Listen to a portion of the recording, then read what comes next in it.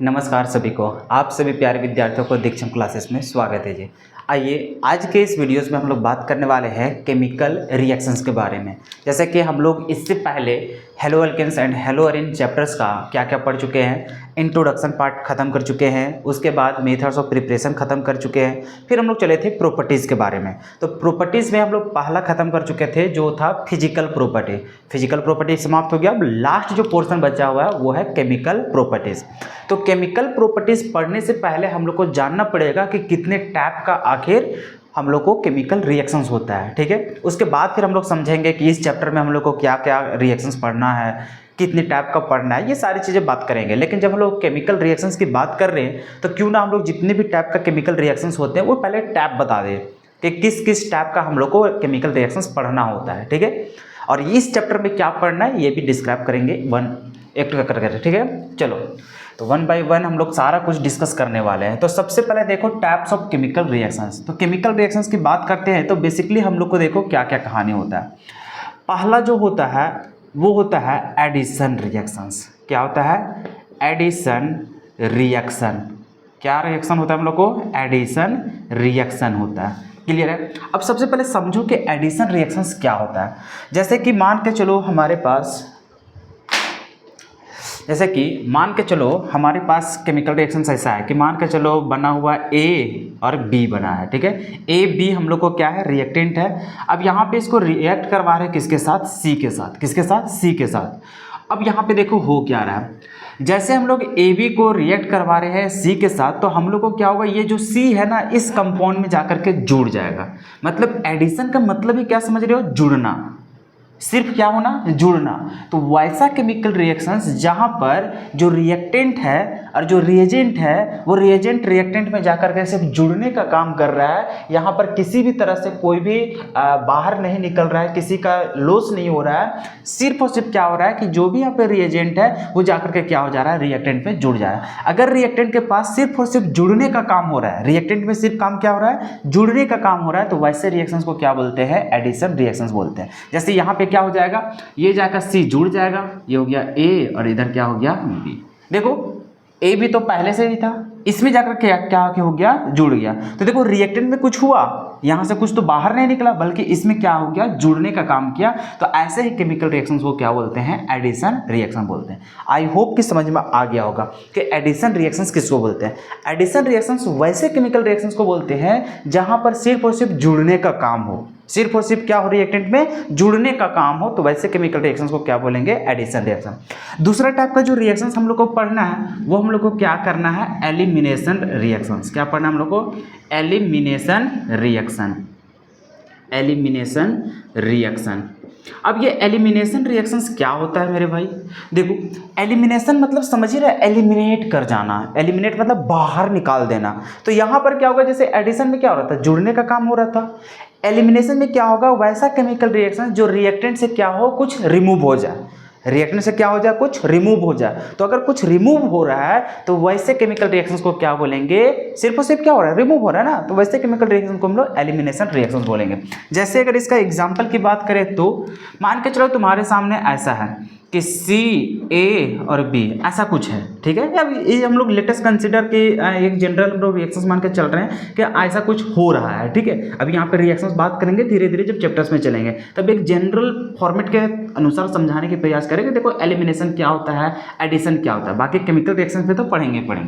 जैसे मान के चलो रिएक्टेंट हमारे पास क्या है? सी ए बी है, ठीक है। कहानी समझ में आ रहा है? हाँ सर। अब मान के चलो यहाँ पर कुछ मिला दिया, मान के चलो डी के साथ इसको रिएक्ट करवा रहे हो, या फिर यहाँ पर क्या है कि डी के प्रेजेंस में यहाँ पे क्या किया? रिएक्शंस कर दिया। मतलब कुछ भी करेगा यहाँ पे, किसी के प्रेजेंस में या फिर किसी के साथ ही रिएक्शन करवा दोगे तो यहाँ पे क्या होगा? ये जो रिएक्टेंट है इससे कुछ क्या हो जाएगा? रिमूव हो जाएगा। जैसे रिमूव क्या हो गया? मान के चलो सी रिमूव हो गया, तो ये क्या बना दिया? ये बना लिया ए बी और प्लस आगे कुछ बना देगा, मान के चलो वो बना लिया सी और डी बना दिया। तो इस रिएक्शन में क्या हो रहा है? इस रिएक्शंस में ये हो रहा है कि सर यहाँ पे जुड़ने का काम नहीं हो रहा है रिएक्टेंट में, बल्कि यहाँ पे क्या हो रहा है, रिमूव होने का काम हो रहा है। देखो ए बी और सी था, लेकिन यहाँ पे सी क्या हो गया, रिमूव हो गया। तो यहाँ पे सिर्फ और सिर्फ क्या हो रहा है, हम लोग को रिमूव होने का काम हो रहा है। तो वैसे केमिकल रिएक्शंस को हम लोग क्या बोलते हैं, तो उसको हम लोग बोलते हैं क्या, एलिमिनेशन रिएक्शंस। उसको हम लोग क्या बोलते हैं, एलिमिनेशन रिएक्शन। तो कंफ्यूजन ना हो, इसके चलते हम डी को भी हटा देते हैं कि मान के चलो तुम्हारे पास जनरल रिएक्शंस होगा कि सी ए बी ऐसा होगा, और यहाँ से क्या हो गया, सिर्फ और सिर्फ तुम्हारा एलिमिनेट हो गया और बाहर तुम्हारा इस प्रकार से बन गया सी। ठीक है, तो अगर इस प्रकार का केमिकल रिएक्शंस देखने को मिले तो वैसे केमिकल रिएक्शंस को क्या बोलते हैं, एलिमिनेशन, कि सिर्फ और सिर्फ यहाँ पे रिमूवल हुआ है। ठीक है, तो यहाँ पे सिर्फ और सिर्फ क्या हुआ है, एडिशन। यहाँ पर सिर्फ और सिर्फ क्या हुआ है, एडिशन हुआ है, और यहाँ पर सिर्फ और सिर्फ क्या हुआ है, तो रिमूवल हुआ है। यहाँ पर क्या हुआ है, रिमूवल। अब हम लोग तीसरा टाइप का केमिकल रिएक्शंस की बात करते हैं। तो तीसरा टाइप का केमिकल रिएक्शंस क्या पढ़ना होता है, उसको बोलते हैं हम लोग सब्स्टिट्यूशन रिएक्शन। Substitution reaction. अब ये सब्स्टिट्यूशन रिएक्शंस का मतलब क्या होता है, तो देखो यहाँ पे साइमल्टेनियसली क्या होगा, यहाँ पर एडिशन और रिमूवल दोनों एक साथ होगा। कहने का मतलब ऐसा केमिकल रिएक्शन जहाँ पे कुछ जुड़ भी रहा है और कुछ बाहर भी निकल रहा है, तो इस प्रकार के केमिकल रिएक्शन को क्या बोलते हैं, सब्स्टिट्यूशन रिएक्शन। सब्स्टिट्यूट कर देना मतलब जो है उसके स्थान पे कुछ रिप्लेस कर देना। ठीक है, मतलब रिप्लेस कैसे होगा, जब उसको वहाँ से बाहर निकाल दोगे उसके जगह में कुछ चीज़ को रख दोगे। तो जैसे एडिशन में क्या हो रहा था, सिर्फ और सिर्फ जुड़ने का काम हो रहा था, देखो सी जाकर के सिर्फ जुड़ गया। एलिमिनेशन में क्या था कि यहाँ पे कुछ रिमूव हो रहा है, सिर्फ रिमूव होने का काम हो रहा है। तो वैसे रिएक्शन को क्या बोलते हैं, एलिमिनेशन रिएक्शन। और वैसा केमिकल रिएक्शन जहां पर एडिशन और एलिमिनेशन दोनों होता हो, वैसे केमिकल रिएक्शन को क्या बोलते हैं, सब्स्टिट्यूशन रिएक्शन बोलते हैं। जैसे कि यहां पर हम बात कर लेते हैं इस प्रकार से, एग्जांपल मान के चलो हमारे पास ऐसा है, कैसा है जी, ए और यहां पर बी प्लस, ठीक है, यहां पर हम ले लिए क्या चीज, मान के चलो सी और डी ले लिए, ऐसा करके मान के चलो। ठीक है, अब यहाँ पर क्या हो रहा है, सी जाकर के इसके साथ जुड़ जाएगा और बी बाहर निकल जाएगा, या फिर मान के चलो यहाँ पर सिर्फ और सिर्फ हम सी ही लेकर के चलते हैं, तब भी कोई दिक्कत नहीं। तो सी रखोगे तब यहाँ पे क्या हो रहा है, तो सी जाकर के इसके पास जुड़ जाएगा, मतलब ये क्या बना लेगा, ए सी बना लेगा, और बाहर क्या निकल जाएगा यहाँ पे, तो बी निकल जाएगा। ऐसा कहानी कुछ हो रहा है मान के चलो।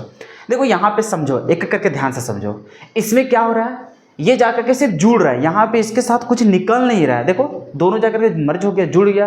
तो ऐसे रिएक्शन को बोलते हैं एडिशन रिएक्शन।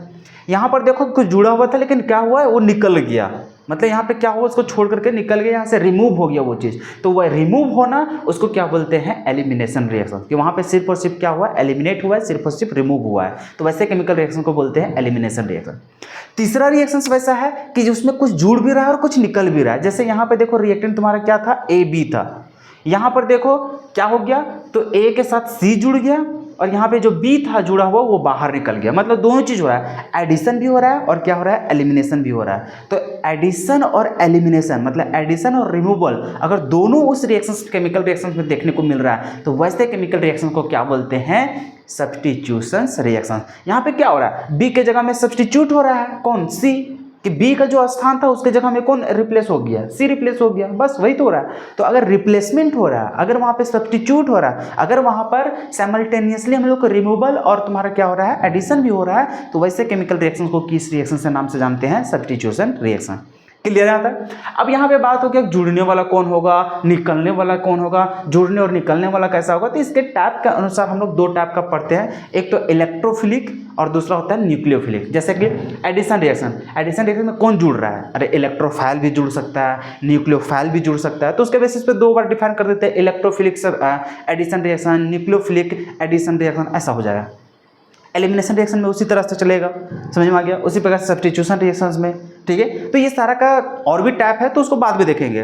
बेसिकली हम लोगों को कितने टाइप का है, तीन टाइप का, क्या क्या, एडिशन रिएक्शन, एलिमिनेशन रिएक्शन और सब्स्टिट्यूशन रिएक्शन। यही तीन केमिकल रिएक्शंस हम लोग पढ़ते चलेंगे पूरा ऑर्गेनिक केमिस्ट्री, पूरा ऑर्गेनिक केमिस्ट्री में। ठीक है, क्लियर है। बाकी हम लोग को चौथा रहता है जो मेटल के साथ रिएक्शन करवा देता है, तो वो इस टाइप में हम लोग गिनती नहीं चलते, वो अलग दुनिया में चलता है। ठीक है, मेटल के साथ। तो हम लोग को बेसिकली केमिकल रिएक्शन कितने टाइप का है, तीन केमिकल रिएक्शंस है जो हम लोग को पढ़ना होता है, एडिशन, सब्स्टिट्यूशन और एलिमिनेशन, बस तीन ही चीज़ हम लोग को पढ़ना है। ठीक है, अब इसी में इलेक्ट्रोफाइल आएगा तो उसको इलेक्ट्रोफिलिक एडिशन रिएक्शन, जैसे सब्स्टिट्यूशन रिएक्शन में अगर इलेक्ट्रोफाइल के थ्रू हो रहा है तो उसको बोलेंगे electrophilic substitution reaction, nucleophilic substitution reaction, ऐसा हो जाएगा।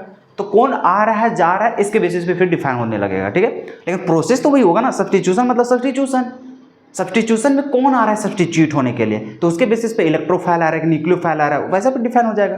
तो हम लोग को बेसिकली 3 केमिकल रिएक्शंस है, ठीक है, एडिशन, एलिमिनेशन और क्या है सब्स्टिट्यूशन। चलो इसको लिख लो, उसके बाद हम लोग देखेंगे कि इस चैप्टर्स में हम लोग को किस टाइप का हम लोग को केमिकल रिएक्शंस पढ़ना है। इनमें से जो 3 है, इनमें से कौन कौन चीज हम लोग को पढ़ना है भाई इस चैप्टर में, आओ इतना लिख लो। उसके बाद हम लोग चलेंगे chemical properties of hello alkane, लिख लो।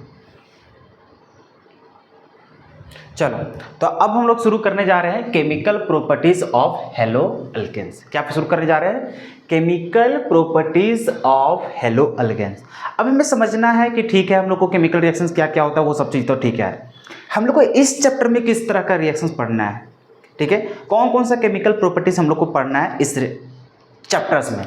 तो हम लोग को 3 रिएक्शंस पढ़ना है। 3 रिएक्शंस क्या क्या है ध्यान से देखते चलना।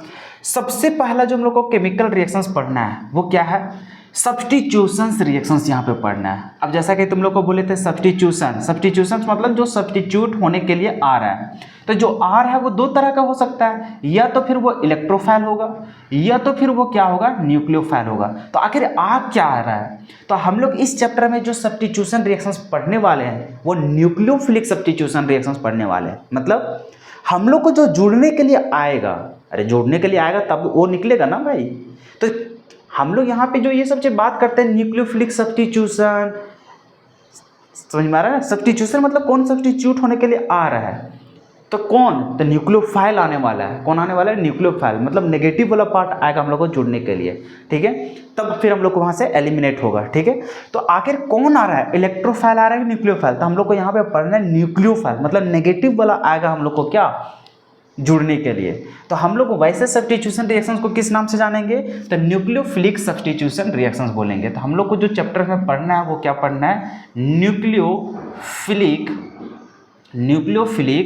सब्स्टिट्यूशन रिएक्शन, सब्स्टिट्यूशन रिएक्शन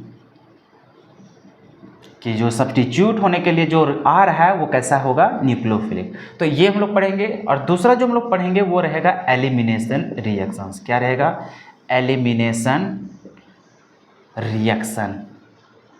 तो हम लोग को एलिमिनेशन रिएक्शंस पढ़ना है। और तीसरा जो टाइप का रिएक्शंस पढ़ना है वो हम लोग को बेसिकली क्या है कि मेटल के साथ रिएक्शंस करवा देते हैं, ठीक है। तो हम लोग को यहाँ पे जो लिखना है वो लिखना है रिएक्शन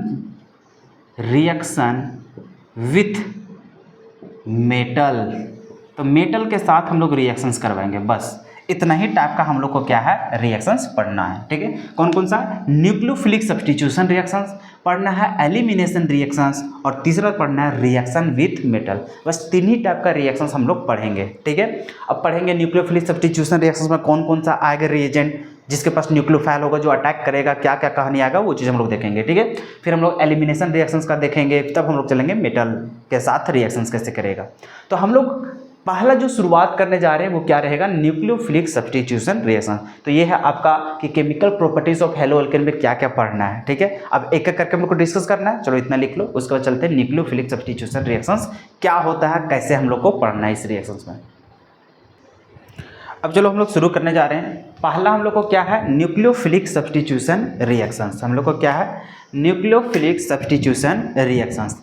तो न्यूक्लियोफिलिक सब्स्टिट्यूशन रिएक्शंस में हम लोग को क्या पढ़ेंगे, कैसे हम लोग करेंगे, वो एक एक करके हम लोग जानना स्टार्ट करते हैं। सबसे पहले समझते हैं ये न्यूक्लियोफिलिक सब्स्टिट्यूशन रिएक्शंस का मतलब। तो देखो भाई इतना तो अब तुम लोग को पता चल गया कि ये सब्स्टिट्यूशन का मतलब क्या होता है। सर हम लोग को रिप्लेसमेंट होता है। क्या होता है, रिप्लेसमेंट होगा, ठीक है। सब्स्टिट्यूशन मतलब रिप्लेसमेंट। रिप्लेसमेंट कौन करेगा, न्यूक्लियोफाइल करेगा। देखो न्यूक्लियोफाइल का मतलब समझते हो ना, पहले भी बता चुके हैं कि यहाँ पे देखो भाई ये 2 चीज़ से मिलकर के बना होता है, ठीक है। क्या क्या, तो सर यहाँ पे हम लोग देख रहे हैं फाइल और इधर हम लोग को क्या है, न्यूक्लियो, ठीक है, न्यूक्लियो। तो यहाँ पे देखो न्यूक्लियो और यहाँ पर है हम लोग को फिलिक। तो ये फिलिक का मतलब होता है क्या, लविंग। ये चीज़ हम पहले ही तुम लोग को बता चुके हैं, ठीक है। उसके बाद देखो ये न्यूक्लियो, न्यूक्लियो कहीं ना कहीं हम लोग को न्यूक्लियस से मिल करके बन रहा है। क्या चीज़ मिल रहा है सर, ये हम लोग को न्यूक्लियस से मिलकर बन रहा है। और न्यूक्लियस में क्या क्या होता है सर, हम लोग जानते हैं प्रोटॉन होता है और हम लोग को क्या होता है, न्यूट्रॉन होता है। जो कि सर ये हम लोग को कैसा होता है, पॉजिटिव चार्ज होता है। ये हम लोग को कैसा होता है, तो सर ये हम लोग को पॉजिटिव चार्ज होगा, और ये हम लोग को कैसा होता है, तो सर कोई जीरो, मतलब ये हम लोग को चार्ज होता ही नहीं है। तो कुल मिलाकर के न्यूक्लियोफिलिक का मतलब क्या होता है सर, न्यूक्लियोफिलिक का मतलब होता है जो पॉजिटिव को क्या करे, लव करे।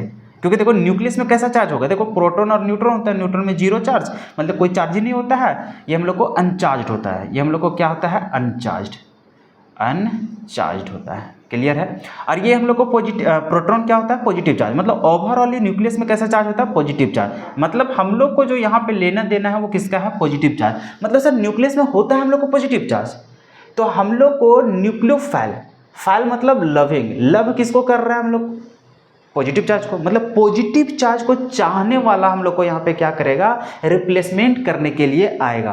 तो न्यूक्लियोफाइल किसको बोलते हैं, जो खुद नेगेटिव चार्ज होगा। क्योंकि देखो जो पॉजिटिव चार्ज को चाहेगा, पॉजिटिव चार्ज को कौन चाहेगा, जिसके पास लोन पेयर हो या तो फिर जिसके पास नेगेटिव चार्ज हो, वही तो होगा। मतलब यहाँ पर जो सब्स्टिट्यूट करने के लिए जो आ रहा है, मतलब जो रिप्लेसमेंट करने के लिए आ रहा है, वो आने वाला जो ग्रुप है, वो आने वाला ग्रुप क्या रहेगा, तो न्यूक्लियोफाइल है, मतलब नेगेटिव चार्ज है। क्या है, नेगेटिव चार्ज, जिसको क्या चाहिए, पॉजिटिव चार्ज चाहिए। तो इसी चलते जानते हैं न्यूक्लियोफिलिक का मतलब होता है जो पॉजिटिव चार्ज को क्या करता है, चाहता है, प्यार करता है। तो चाहने वाला कैसा होगा, अपने आप में नेगेटिव चार्ज होगा, खत्म कहानी। तो देखो ये रिएक्शंस हम लोग को किस प्रकार से देखने को मिलेगा, जैसे कि हम लोग का क्या है, तो ये है रिएक्टेंट, ये हम लोग को क्या है, रिएक्टेंट, ठीक है, क्या है, रिएक्टेंट। चलो आराम आराम से समझते चलो। जैसे कि मान के चलो ये है हम लोग को रिएक्टेंट, देखो रिएक्शंस कैसे प्रोसीड होगा, ये है हम लोग को रिएक्टेंट, ये हम लोग को क्या है, रिएक्टेंट, प्लस यहाँ पर हम लोग को रिएजेंट होगा जो हम लोग को अटैक करेगा, तो उसको हम लोग क्या बोल देते हैं, अटैकिंग रिएजेंट। उसको क्या बोलते हैं हम लोग, अटैकिंग रिएजेंट, ठीक है। अब देखो ये दोनों जाकर के रिएक्शंस करेगा, तो रिएक्शंस करेगा तो तुम लोग को पता है कि इसके पास हम लोग को डायरेक्ट प्रोडक्ट नहीं बनता है। प्रोडक्ट बनने से पहले हम लोग का कुछ प्रोसेस होता है। प्रोसेस क्या होता है, तो ये दो तरह का प्रोसेस काम करेगा। क्या करेगा, या तो फिर ये हम लोग को डायरेक्ट ट्रांजिशन स्टेट से गुजरेगा, किससे गुजरेगा, ट्रांजिशन स्टेट से गुजरेगा। और ये ट्रांजिशन स्टेट का मतलब क्या होता है, अरे देखो ये आया अटैकिंग रिएजेंट, ये जाकर के इसके पास अटैक करेगा, अटैक करने के बाद फिर आगे प्रोडक्ट बनने जाएगा ना। तो प्रोडक्ट बनने से पहले कुछ काम होता है। काम क्या होता है, जैसे तुम लोग को नहीं बताए थे जीओसी के टाइम में, अरे भाई जीओसी के टाइम में बताए हुए थे कि वहाँ पर क्या होता है कि जब लड़का लड़की का शादी करवाना होता है, ठीक है, वो जाकर के शादी करेगा, लेकिन शादी ऐसे थोड़ी हो जाता है, उससे पहले तो छानबीन बहुत ज़्यादा होता है ना। तो वही चीज़ छानबीन भी यहाँ पर बहुत सारा चीज़ होता है कि उसका क्या है, स्टेबल है कि नहीं है, मतलब पैसा उसका क्या है कि नहीं है, ये सारा कुछ इंक्वायरी किया जाता है। ठीक उसी प्रकार से ये दोनों का मिलन करवाना है, तो मिलन करवाने के बीच में देखो प्रोडक्ट बनने से पहले हम लोग को कुछ काम होता है, उसका ट्रांजिशन स्टेट होता है, उसका इंटरमीडिएट होता है, तो वो सारे चीज़ के बारे में हम लोग को जानने की जरूरत पड़ता है। तो उसी प्रकार से यहाँ पर देखो रिएक्टेंट और यहाँ पे अटैकिंग रिएजेंट। अटैकिंग रिएजेंट जैसे जाता है रिएक्टेंट के पास अटैक करने के लिए, तो यहाँ पे नेक्स्ट जो स्टेप होता है वो दो टाइप का स्टेप गुजरता है। एक तो इस रास्ता से गुजरता है, एक तो इस रास्ता से गुजरता है। इस रास्ता से गुजरेगा तो उसको बोलते हैं ट्रांजिशन स्टेट। और ट्रांजिशन स्टेट में क्या होता है, अरे भैया यहाँ पे कुछ नहीं होगा, जो बॉन्ड वहाँ पे टूट रहा है, मतलब बॉन्ड ब्रेकिंग होगा, यहाँ पर बॉन्ड ब्रेकिंग होगा, या तो फिर यहाँ पर क्या होगा, बॉन्ड फॉर्मेशन होगा, बॉन्ड फॉर्मेशन। तो ये जो बॉन्ड फॉर्मेशन और बॉन्ड ब्रेकिंग का जो कंसेप्ट होता है वो ट्रांजिशन स्टेट यहाँ पे हम लोग को देखने को मिलता है। दूसरा वो रिएक्शंस हो सकता है इंटरमीडिएट के थ्रू जाएगा, तो यहाँ पर हम लोग को क्या होता है, तो ये इंटरमीडिएट के थ्रू जा सकता है, इंटरमीडिएट। और ये इंटरमीडिएट में कहानी क्या होता है, इंटरमीडिएट जैसे पहले भी तुम लोग को बता चुके हैं कि यहाँ पर देखो कार्बोकैटायन आ जाएगा, कार्बन आयन आ जाएगा, या तो फिर फ्री रेडिकल देखने को मिलेगा। तो इस स्टेट से वो क्या करता है, गुजरता है। ये थ्रू गुजरने के बाद तब वो फाइनली किस में कन्वर्ट होता है, प्रोडक्ट में कन्वर्ट होता है। तब यहाँ से हम लोग को क्या होता है, इन लोग कन्वर्ट होता है किस में, प्रोडक्ट में। क्या होता है, प्रोडक्ट में। तो इस प्रकार से हम लोग को प्रोडक्ट क्या होता है, कंप्लीट होता है। तो ये एक बेसिक कंसेप्ट है, ठीक है, कैसे रिएक्शंस हम लोग को प्रोसीड होता है। जैसे यहाँ पे न्यूक्लियोफिलिक सब्स्टिट्यूशन रिएक्शन कर रहे हैं, तो यहाँ पे क्या आएगा, न्यूक्लियोफाइल रहेगा। यहाँ पे तुम्हारा कौन होगा, रिएक्टेंट। अरे रिएक्टेंट में तो भी तुम्हारा हेलोल्केन रहेगा। कौन सा चैप्टर तुम पढ़ रहे हो, हेलोल्केन। तो रिएक्टेंट तुम्हारा क्या रहेगा, कंपाउंड तुम्हारा क्या रहेगा। सर कंपाउंड तो हमारे जो चीज बनाए हैं वही तो रहेगा, क्या बनाए हो, हेलोल्केन। इसका मतलब सर यहाँ पे क्या रहने वाला है, हेलोल्केन। यहाँ पर कुछ अटैकिंग रिएजेंट आएगा जो न्यूक्लियोफाइल रहेगा, तो वो जाएगा यहाँ पे अटैक करेगा और फॉर्मेशन करेगा। लेकिन ये प्रोसीड कैसे करता है, ट्रांजिशन स्टेट के साथ भी जा सकता है या तो फिर वो इंटरमीडिएट के थ्रू जा सकता है, ठीक है। अब ये कब बनाएगा, ये कब बनाएगा, आगे हम लोग समझने वाले हैं, ठीक है। तो घबराना नहीं है, बस इतना समझना है कि जब न्यूक्लियोफिलिक सब्स्टिट्यूशन रिएक्शंस कभी होता है तो वो दो प्रोसेस से जा सकता है, या तो फिर इस वे से जा सकता है या फिर इस वाले रास्ते से जा सकता है, ठीक है। समझ में आ रहा है ना, क्लियर यहाँ तक। हाँ सर, तो अब जब ये दोनों से गुजर जाएगा उसके बाद तुम्हारा क्या बनेगा, वो प्रोडक्ट बनेगा। तो एक बार इतना बेसिक कॉन्सेप्ट ले लो, उसके बाद हम लोग आगे बढ़ते हैं। देखो अब केमिकल रिएक्शंस कैसे प्रोसीड होगा, ध्यान से समझते हुए चलना। जैसे कि हम लोग बेसिकली क्या देख रहे हैं, हेलोअल्केन सर। तो जैसे हेलोअल्केन रहेगा तुम्हारे पास, तो हेलोअल्केन को कैसे दिखा रहे हैं, आरएक्स से दिखा रहे हैं। अब यहाँ पे देखो तुम्हारा अटैक करने के लिए कौन आएगा, न्यूक्लियोफाइल। कौन आएगा, न्यूक्लियोफाइल। न्यूक्लियोफाइल के ऊपर कैसा चार्ज आएगा, नेगेटिव चार्ज, या तो फिर वो लोन पेयर वाला रहेगा। अब जैसे कि सर हम लोग जानते हैं कि यहाँ पर कभी कभी सॉल्वेंट वगैरह ये सब रहेगा, तो मान के चलो तुम्हारे पास यहाँ पे क्या है, सॉल्वेंट दिया हुआ है, ठीक है। अब यहाँ पे देखो क्या करेगा सर, ये जाएगा यहाँ पे अटैक करेगा, यहाँ से बाहर निकलेगा। अरे सब्स्टिट्यूशन मतलब ये जाएगा जुड़ेगा और कोई वहाँ से बाहर निकलेगा। बाहर को निकलेगा, यहाँ पे जो हैलोजन लगा हुआ है वो हैलोजन ग्रुप यहाँ से क्या निकलेगा, बाहर निकलेगा। तो यहाँ देखो ये जाएगा इसके पास जुड़ने के लिए, तो यहाँ पर क्या हो जाएगा R, और ये बना देगा NU। X बाहर निकल जाएगा, और जब तुम लोग जानता है कि सर इसके ऊपर होता है पार्शियल नेगेटिव, इसके पास होता है पार्शियल पॉजिटिव। अब सर ये बाहर निकल रहा है, तो बाहर निकलेगा तो ये कैसा निकलेगा, नेगेटिव के तौर पर। तो यहाँ सर बाहर भी निकल जाएगा, कैसा, X नेगेटिव बाहर निकलेगा। तो कुछ इस प्रकार से होगा। अब यहाँ पे देखो ये जो जुड़ रहा है, ये जुड़ने का इसका दो तरीका होता है। जुड़ने का क्या होता है, दो तरीका होता है। दोनों तरीका क्या क्या है, तो इसी के बेसिस पे हम लोग जो न्यूक्लियोफिलिक सब्स्टिट्यूशन रिएक्शन था वो दो टाइप का हम लोग को इसका क्लासीफाई कर जाता है। जैसे अभी देखा था ना कि ट्रांजिशन स्टेट से बनाता है, एक इंटरमीडिएट बनाता है, तो दो रास्ता था अलग अलग। अब दोनों दो रास्ता अगर अलग अलग है तो दोनों अलग अलग टाइप का भी तो होगा, मतलब दो रिएक्शन हम लोग को पढ़ना है। तो हम लोग को जो न्यूक्लियोफिलिक सब्स्टिट्यूशन रिएक्शन, मतलब ये जो यहाँ पे जुड़ेगा, इसका जुड़ने का जो तरीका है वो दो तरीका है। तो उसके बेसिस पे दो केमिकल रिएक्शंस हो जाता है। तो जो न्यूक्लियोफिलिक सब्स्टिट्यूशन जो रिएक्शंस है, मतलब टाइप्स ऑफ न्यूक्लियोफिलिक रिएक्शंस, यहाँ पे न्यूक्लियोफिलिक सब्स्टिट्यूशन रिएक्शंस कर लो। न्यूक्लियोफिलिक सब्स्टिट्यूशन रेखा, न्यूक्लियोफिलिक सब्स्टिट्यूशन रिएक्शन, ठीक है।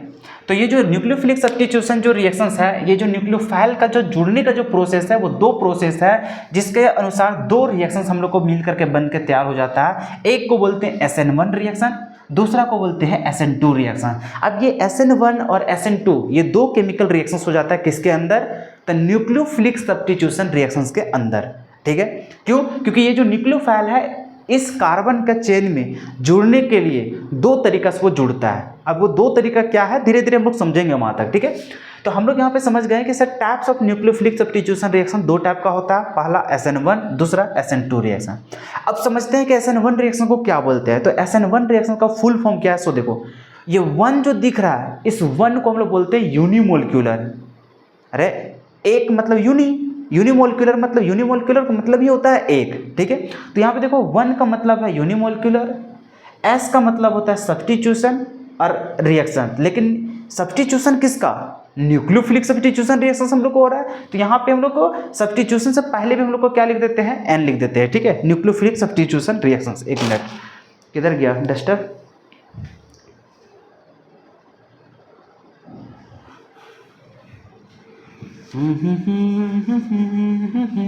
इसको ऐसे लिख लो कि फुल फॉर्म फिर गलत हो जाएगा। देखो इसका नाम देखो, सिंपल समझो, ये है SN1। वन का मतलब क्या होता है सर, यूनिमोलिक्यूलर। क्या लिखेंगे हम लोग, यूनिमोलिक्यूलर, ठीक है। उसके बाद एन का मतलब क्या है, देखो इसको उल्टा नाम लिखते हैं, ठीक है। वन मतलब यूनिमोलिक्यूलर, एन मतलब न्यूक्लियोफिलिक। क्या लिखेंगे, न्यूक्लियोफिलिक। एस का मतलब सब्स्टिट्यूशन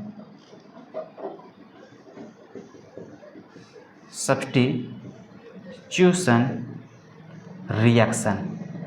तो एक तो ये हो गया। SN2 का फुल फॉर्म क्या होगा, टू मतलब दो मतलब उसको क्या बोलेंगे, बायमोलिकुलर बोलेंगे। एन मतलब वही न्यूक्लियोफिलिक, इसमें देखो उल्टा नाम लिखाता है, ठीक है, न्यूक्लियोफिलिक, न्यूक्लियोफिलिक। एस का मतलब सब्स्टिट्यूशन, सब्स्टिट्यूशन रिएक्शन। क्लियर है? तो हम लोग को बेसिकली क्या है, ये जो न्यूक्लियोफाइल जाकर के कार्बन का चेन में जो जुड़ेगा, ये जुड़ने का दो तरीका है, ठीक है। तो उसी के हिसाब से जो न्यूक्लियोफिलिक सब्स्टिट्यूशन रिएक्शन है, दो तरह से ये डिफाइन किया गया है। कैसे? तो पहला SN1, दूसरा है SN2। SN1 का फुल फॉर्म क्या होता है? Unimolecular nucleophilic substitution reaction. Clear है? दूसरा क्या है? SN2। SN2 को क्या बोल रहे हैं? Bimolecular nucleophilic substitution reactions. अब ये SN1 क्या होगा, SN2 क्या होगा, एक एक करके हम लोग समझेंगे। आखिर कब हम लोग SN1 बोलेंगे, कब हम लोग SN2 बोलेंगे, धीरे धीरे सारा कुछ समझ में आ जाएगा, ठीक है। अभी इसका बेसिक इंट्रो चल रहा है, केमिकल रिएक्शंस कैसे कैसे प्रोसीड होगा सो, ठीक है। समझ में आ गया सर कि केमिकल प्रॉपर्टीज हम लोग पढ़ने वाले हैं हेलोल्किन का। हेलोल्किन्स में जो केमिकल प्रॉपर्टीज पढ़ने होंगे वो तीन तरह का पढ़ेंगे। पहला न्यूक्लियोफिलिक सब्स्टिट्यूशन रिएक्शन, दूसरा एलिमिनेशन रिएक्शन, तीसरा रिएक्शन विथ मेटल्स। तो सबसे पहले जो पढ़ रहे हैं वो है nucleophilic substitution reaction. Nucleophilic substitution reaction क्या होता है, समझ में आ गया कि सर कोई न्यूक्लियोफाइल होगा जो कि रिएक्टेंट में अटैक करेगा और वहाँ से कुछ रिप्लेसमेंट करेगा, ठीक है। हाँ सर, तो न्यूक्लियोफाइल आ रहा है वहाँ पे, तो ठीक है, ये न्यूक्लियोफाइल है। अब कौन सा तुम्हारा रिएक्टेंट है सर? जो चैप्टर पढ़ रहे हैं, चैप्टर क्या है तुम्हारा? हेलोल्केन। मतलब यहाँ पे हेलोल्केन रहेगा, देखो हेलोल्केन लिखा हुआ है। तो यहाँ पे ये क्या करेगा, अटैक करेगा, यहाँ से कुछ बाहर निकलेगा, तो ये जाकर के जुड़ेगा और वहाँ से कुछ बाहर निकालेगा। जुड़ गया कौन? न्यूक्लियोफाइल। बाहर कौन निकला? हेलोल्केन। मतलब कौन? तुम्हारा हेलोजन ग्रुप। तो हेलोजन ग्रुप यहाँ से बाहर निकल गया। अब यहाँ पर क्या है कि ये जो यहाँ पे जुड़ रहा है, इसका जुड़ने का दो तरीका है। तो उसी दोनों तरीका के बेसिस पे इसको दो अलग अलग पार्ट में डिवाइड किया गया है। तो न्यूक्लियोफिलिक जो सब्स्टिट्यूशन रिएक्शंस हो रहा है, ये दो टाइप का सब्स्टिट्यूट होता है। कैसे? तो पहला मेथड होता है SN1, दूसरा होता है SN2। SN1 को क्या बोलते हैं? Unimolecular nucleophilic substitution reaction. SN2 को क्या बोलते हैं? Bimolecular nucleophilic substitution reaction. अब ये क्या होता है, वो क्या होता है, एक एक करके हम लोग समझेंगे। चलो लिख लो। देखो भाई, हंसना मत, ठीक है। मैं केमिकल रिएक्शंस को समझाने के प्रयास कर रहा हूँ SN1 और SN2 को, ठीक है। मेरे पास अभी तो ये सुविधा नहीं है, डिजिटल बोर्ड रहता तुम लोग को अच्छा से डायग्राम दिखाता, अलग अलग इमोजी दिखा करके, ठीक है। मैंने मेरे पास कुछ चारा नहीं है, ठीक है, व्हाइट बोर्ड में। और मैं उतना अच्छा आर्टिस्ट हूँ नहीं कि मैं तुम लोग को अच्छे से डायग्राम बना करके मैं यहाँ पे समझा सकूँ। बट फिर भी मैं वही मान के चलो, पहला दूसरा क्लास का स्टूडेंट हूँ, मान के चलो, ठीक है। मैं वैसा ही अपने आप को कंसिडर करके मैं यहाँ पे डायग्राम बनाया हूँ, जिससे आप लोग थोड़ा समझ सको, ठीक है। तो समझाने के पर्पज़ से इतना गंदा स्ट्रक्चर्स बनाया हुआ है, इतना गंदा ड्राॅइंग बनाया हुआ, बट मे भी तुम लोग को अच्छा लगे, जो भी लगे भाई, ठीक है। अब हम इस डायग्राम को बनाने के लिए तो मैं ज़्यादा मेहनत नहीं कर सकता था, ठीक है। मेरा मुद्दा है तुम लोग को समझाना। आओ समझाते हैं क्या कहानी है। देखो SN1 रिएक्शन और SN2 रिएक्शंस को यहाँ पे समझाया गया है, ठीक है। देखकर कहाँ हंसो मत, ठीक है। आराम से पहले समझने की कोशिश करो कि रिएक्शंस क्या हो रहा है।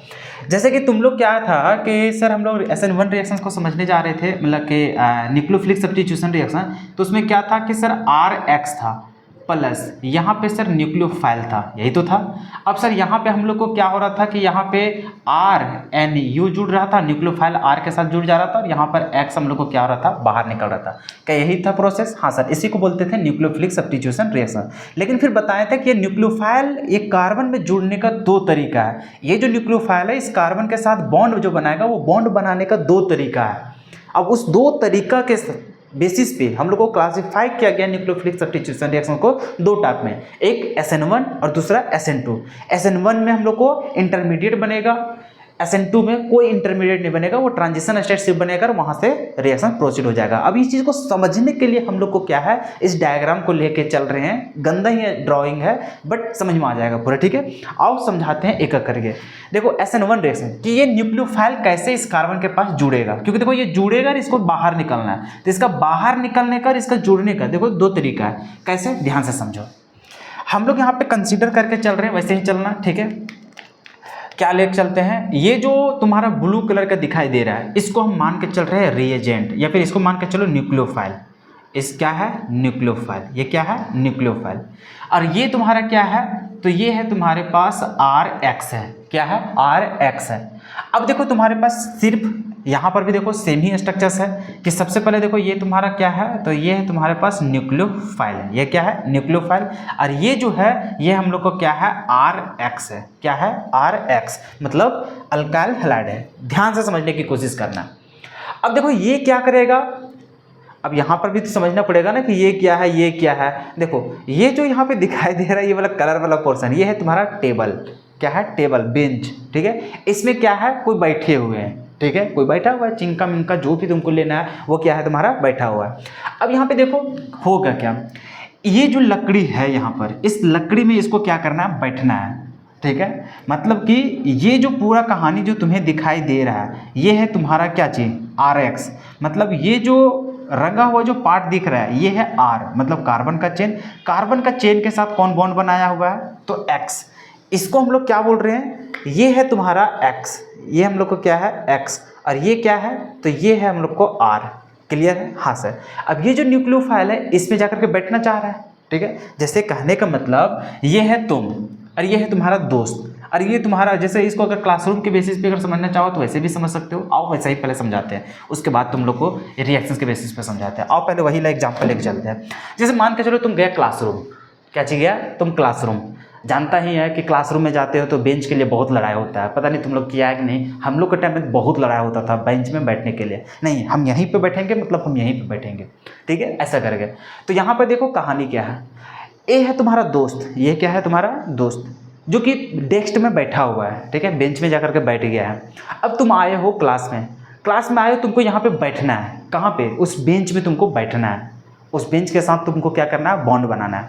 तो मान के चलो तुम्हें यहाँ पे जाकर के बैठना है, तो बैठोगे कैसे भाई? वहाँ पे तो कोई बैठा हुआ पहले से ही, तो तुम यहाँ पे बैठोगे। तो मान के चलो तुम ठाने लिया कि हमको बैठना है, तो भैया तुमको बैठना है। तो इसके लिए दो पॉसिबिलिटी हो सकता है कि तुम इसको बोला क्या कि भाई मैं आ गया हूँ, मेरा ये बेंच था, हम यहीं पे परमानेंट बैठते हैं, तुम यहाँ पे क्यों बैठ गए हो? तो हो सकता है तुम्हारा दो कंडीशन हो सकता है कि वो अगर ढीठ लड़का रहेगा तो वो भागेगा ही नहीं, बोलेगा नहीं हम आए, हम आज यहीं बैठेंगे, ऐसा भी बोल सकता है। एक होगा कि ठीक है तुम बोल दिया कि तुम रेगुलर यहाँ पे बैठते हैं तो हम यहीं पे बैठेंगे, तो वो गलती से बैठ गया तो वो उठेगा चला जाएगा दूसरे बेंच में। तो हो क्या रहा है? देखो बैठे, तुमको बैठना है इसी बेंच में। क्यों? क्योंकि तुम परमानेंट बैठता था मान के चलो। ठीक है, उसको देखो कहाँ से समझा रहे, तुमको समझने का प्रयास करना। जैसे मान के चलो ये है तुम, यहाँ पर तुम्हारा दोस्त बैठा हुआ है इस बेंच में। ठीक है, और तुम क्या है ना कि तुमको यहीं पे बेंच में बैठना है, यही बेंच में, इस बेंच के लिए तुमको लड़ाई करना है कि नहीं भाई हम यहीं पे बैठते हैं, यहीं पे हम बैठेंगे। मान के चलो तुम्हारा दोस्त जाकर के वहाँ पे बैठ गया है। अब तुम आओगे उसको एक बार प्यार से समझाओगे, भाई मैं आ गया हूँ तो मैं यहीं पे बैठूंगा। तो हो सकता है ये थोड़ा सा वैसा स्टूडेंट रहेगा कि समझदार रहेगा, तो ये क्या करेगा? बेंच को छोड़ करके भाग जाएगा। तो यहाँ पे क्या हुआ? देखो ये वाला कंडीशन पहला समझो।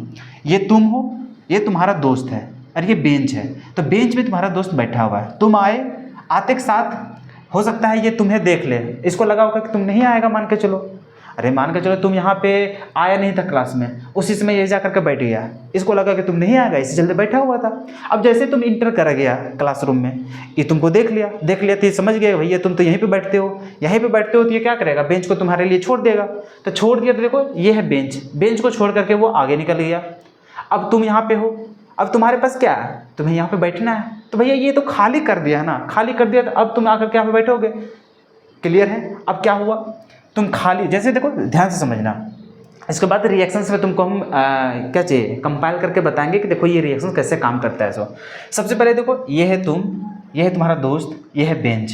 क्लासरूम में तुम्हारा दोस्त पहले गया, वो बेंच में बैठ गया, उसको नहीं पता था कि तुम आने वाले हो। अब मान के चलो तुम क्लास में इंटर कर गए हो, ये तुम्हें देखा, देखते साथ समझ में आ गया भाई तुम यहीं पे बैठते हो, तो ये क्या करेगा? बेंच को छोड़ देगा। देखो बेंच को छोड़ दिया। ये तो पहला कंडीशन है कि तुम हो, तुम्हारा दोस्त है बेंच में बैठा हुआ। ठीक है, हाँ। जैसे तुम्हारा इंटर हुआ यहाँ पे, ये क्या किया? अपने आप को उस बेंच से हटा लिया। अब तुम यहाँ पे हो, अब तुम ये क्या करोगे? आराम से जाओगे, यहाँ पे शिफ्ट कर जाओगे। ठीक है, और ये इस बेंच से बाहर तो निकल ही चुका है। तो अब देखो ये था तुम्हारा पहला कंडीशन, ये हो गया तुम्हारा सेकेंड स्टेप। तो ये सेकेंड स्टेप हुआ कि नहीं हुआ? हाँ सर। तो सेकेंड कंडीशन पे क्या हुआ कि यहाँ पे बेंच तुम्हारा खाली हो गया, ये अपने आप खाली कर दिया, तो ये बाहर निकल गया, तुम आकर के उसमें क्या कर दिया? बैठ गया। दूसरा कंडीशन ये है कि तुम्हारा दोस्त है यहाँ पे बैठा हुआ, तुम आए हो, इंटर किए हो क्लासरूम में, अब ये तुमको देख रहा है कि तुम आ गए हो, लेकिन ये नहीं हट रहा है। वही कहानी जो पहले बोले थे कि नहीं, तुम जिस बेंच में बैठते हो तुम ठान लियो कि हम वहीं पे बैठते ही हैं। अरे मान के चलो ये हट ही नहीं रहा है, ढीठ लड़का है, तुम्हारा बात को मानता ही नहीं है, ये बोल दिया कि नहीं हम यहीं पे बैठेंगे, हम पहले आए तो हम यहीं पे बैठेंगे, तुम्हें तो गुस्सा चढ़ेगा बहुत ज़ोर से कि हम तो यहीं पे बैठते हैं, तुम कैसे मेरे जगह में बैठ गए हो। तो अगर तुमको यहाँ पे बैठना है तो तुम क्या कर सकते हो, ये तो जा ही नहीं रहा है। एक कंडीशन था कि ये तुमको जैसे देखा, ये अच्छा लड़का था, ये तुमको देखा, वो अपना बेंच को छोड़ करके बाहर चल गया और तुम वहाँ पे उसके जगह में बैठ गए हो। ये तो पहला कहानी था, क्योंकि तुमको बैठना था तो बैठ गए आराम से, इसके लिए कोई तुमको टेंशन नहीं था। लेकिन यहाँ पे सेकंड कंडीशन पे क्या है कि तुम हो, तुम्हें यहाँ पे बैठना है, तुम्हारे दोस्त बैठा हुआ पहले से, अब ये जा ही नहीं रहा, अब जा ही नहीं रहा, तुमको बैठना ही है, अब तुम क्या करोगे भाई। कोई अगर तुम्हारे बेंच से जा ही नहीं रहा है, तुमको वहाँ पे बैठना है, तो एक ही काम है, लड़ाई झगड़ा करना पड़ेगा।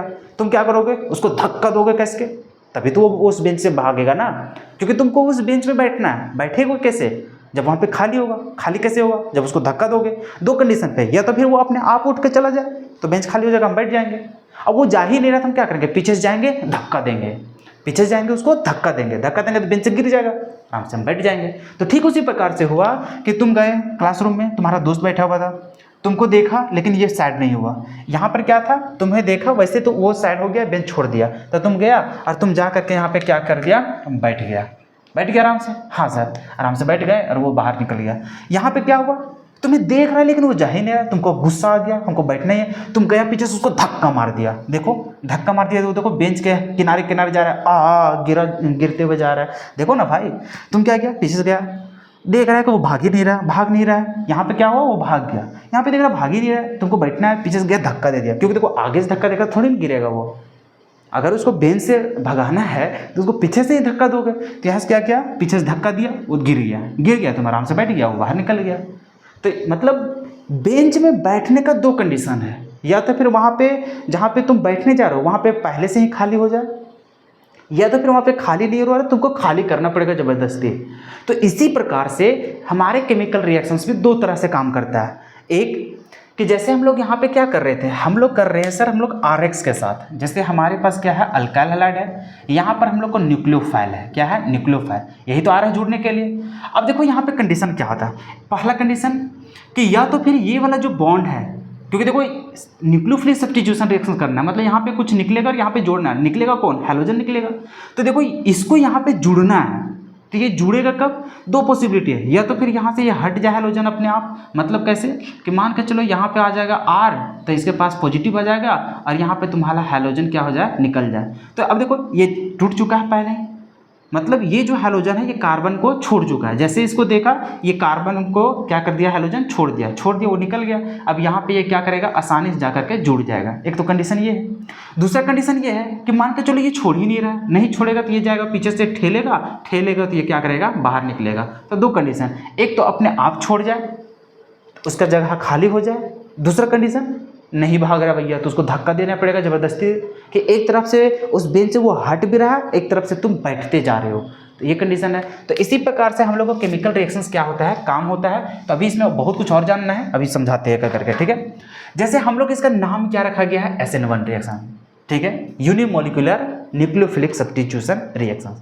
तो यहाँ पे कहानी समझो, SN1 रिएक्शंस की जब भी बात होगा, SN1 रिएक्शंस की जब भी बात होगा तो यहाँ पे क्या होगा, रिएक्टेंट में कार्बोकैटायन के थ्रू आगे गुजरेगा, कार्बोकैटायन या फिर कार्बनायन या फिर फ्री रेडिकल, मतलब यहाँ पे इंटरमीडिएट के अनुसार चलेगा। इंटरमीडिएट किसको बोलते हैं, इंटरमीडिएट उसको बोलते हैं जहाँ पे रिएक्टेंट में जो ग्रुप लगा है वो ग्रुप अपने आप निकल जाए, वहाँ पे कुछ हो ना, अटैक उटैक कुछ ना हो, और बिना अटैक किए हुए वो अपने आप वहाँ से क्या कर दे, बाहर निकल जाए। तो अगर अपने आप बाहर निकल जा रहा है, जैसे देखो ये जो तुम्हारा कार्बन था, कार्बन अभी क्या है, फ्री हो गया। देखो ये है तुम्हारा हैलोजन, ये है न्यूक्लियोफाइल, और ये वाला जो रंगा हुआ पार्ट है ये है कार्बन। तो कार्बन और हैलोजन मिल करके तुम्हारा हैलोअल्किन बनाया है। अब ये न्यूक्लियोफाइल को इस कार्बन के साथ बॉन्ड बनाना है, तो उसके लिए क्या करना पड़ेगा, हैलोजन को हटाना पड़ेगा। तो एक कंडीशन हो सकता है हैलोजन अपने आप निकल जाए, तो यहाँ पे कार्बोकैटायन बन गया, तो ये गया इसके पास बैठ गया। क्लियर है, हाँ सर। तो ये जो प्रोसेस हो रहा है ना यहाँ पर कि वो अपने आप वहाँ से हट जा रहा है, तो उसके बाद वो बैठेगा। तो ये जो स्टेज जो यहाँ पे कहानी जो शो कर रहा है, ये जो स्टेप होता है, इसी स्टेप को हम लोग क्या बोलते हैं, इंटरमीडिएट। इसको हम लोग क्या बोलते हैं, इंटरमीडिएट बोलते हैं। इसको हम लोग क्या बोलते हैं, इंटरमीडिएट। और दूसरा कंडीशन कि वो अपने आप नहीं हो रहा है, नहीं हो रहा है तो एक तरफ से धक्का दे रहे हो, मतलब तुम इसमें कैप्चर कर रहे हो और यहाँ से ये क्या कर रहा है, भाग रहा है। तो इस कहानी को, ये जो स्टेप है, इस स्टेप को हम लोग क्या बोलते हैं, ट्रांजिशन स्टेट। इसको हम लोग क्या बोलते हैं, ट्रांजिशन स्टेज बोलते हैं, ट्रांजिशन स्टेट। इसको क्या बोलते हैं, इंटरमीडिएट, जहाँ पे स्वतः खाली कर रहे हैं, जहाँ पे तुमको धक्का देना पड़ रहा है उसको क्या बोलते हैं, ट्रांजिशन स्टेट। अब देखो यहाँ पे तुम्हारा ये बेंच में अभी भी बैठने का दो चांस है।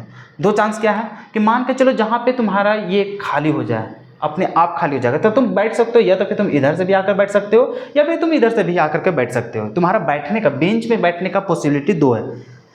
SN1 रिएक्शंस की बात कर रहे हैं जहाँ पे वो अपने आप खाली हो जाता है। तो यहाँ पे जब कार्बोकैटायन बनता है तो कार्बोकैटायन का केस में क्या होता है, जहाँ पे इंटरमीडिएट बनता है वहाँ पे बैठने का दो चांस है। मान के चलो तुम्हारा इधर से ये बेंच है तो तुम्हारा इधर से भी रास्ता था और इधर से भी रास्ता था, तो हो सकता है तुम इस रास्ता से आकर के यहाँ पे बैठ जाओ या फिर तुम इस रास्ता से आकर के बेंच में बैठ जाओ। तो तुम्हारा जो बैठने का चांस है वो क्या है, दो तरीका है। मतलब तुम पीछे से भी बैठ सकते हो, आगे से भी बैठ सकते हो, मतलब उस कार्बन पे तुम दोनों तरीके से अटैक कर सकते हो, उसके पीछे साइड से भी आगे साइड से भी। लेकिन जब हम लोग बात करते हैं SN2 रिएक्शंस की, तो भाई ये तो खाली करने वाला है नहीं। मान के चलो तुम्हारा दो रास्ता है, इधर से और इधर से, बीच में बेंच लगा हुआ है, तो तुम अगर इधर से आता तो वो उधर ही बैठा हुआ है, तो वो तो भागने जा नहीं रहा था, तो नहीं भाग रहा था, तो इसका मतलब सर हम आगे से तो अटैक बिल्कुल भी नहीं कर सकते हैं। क्यों? क्योंकि वो उधर ही बैठा है। तो जिधर बैठा है उधर से अगर धक्का देंगे तो कहाँ भागेगा, नहीं भागेगा। तो उसको भगाने के लिए हम लोग उसको पीछे से धक्का मारना पड़ेगा, अचानक हमला करना पड़ेगा। तो ये क्या कर रहा है, तो इसका पॉसिबिलिटी क्या है, ये पीछे से ही क्या कर रहा है, हमला कर रहा है, पीछे से हमला कर रहा है, तुरंत ये आगे जा करके भाग जा रहा है। तो इस प्रकार से इस जगह को ये क्या कर दिया, हथिया लिया अपने आप में।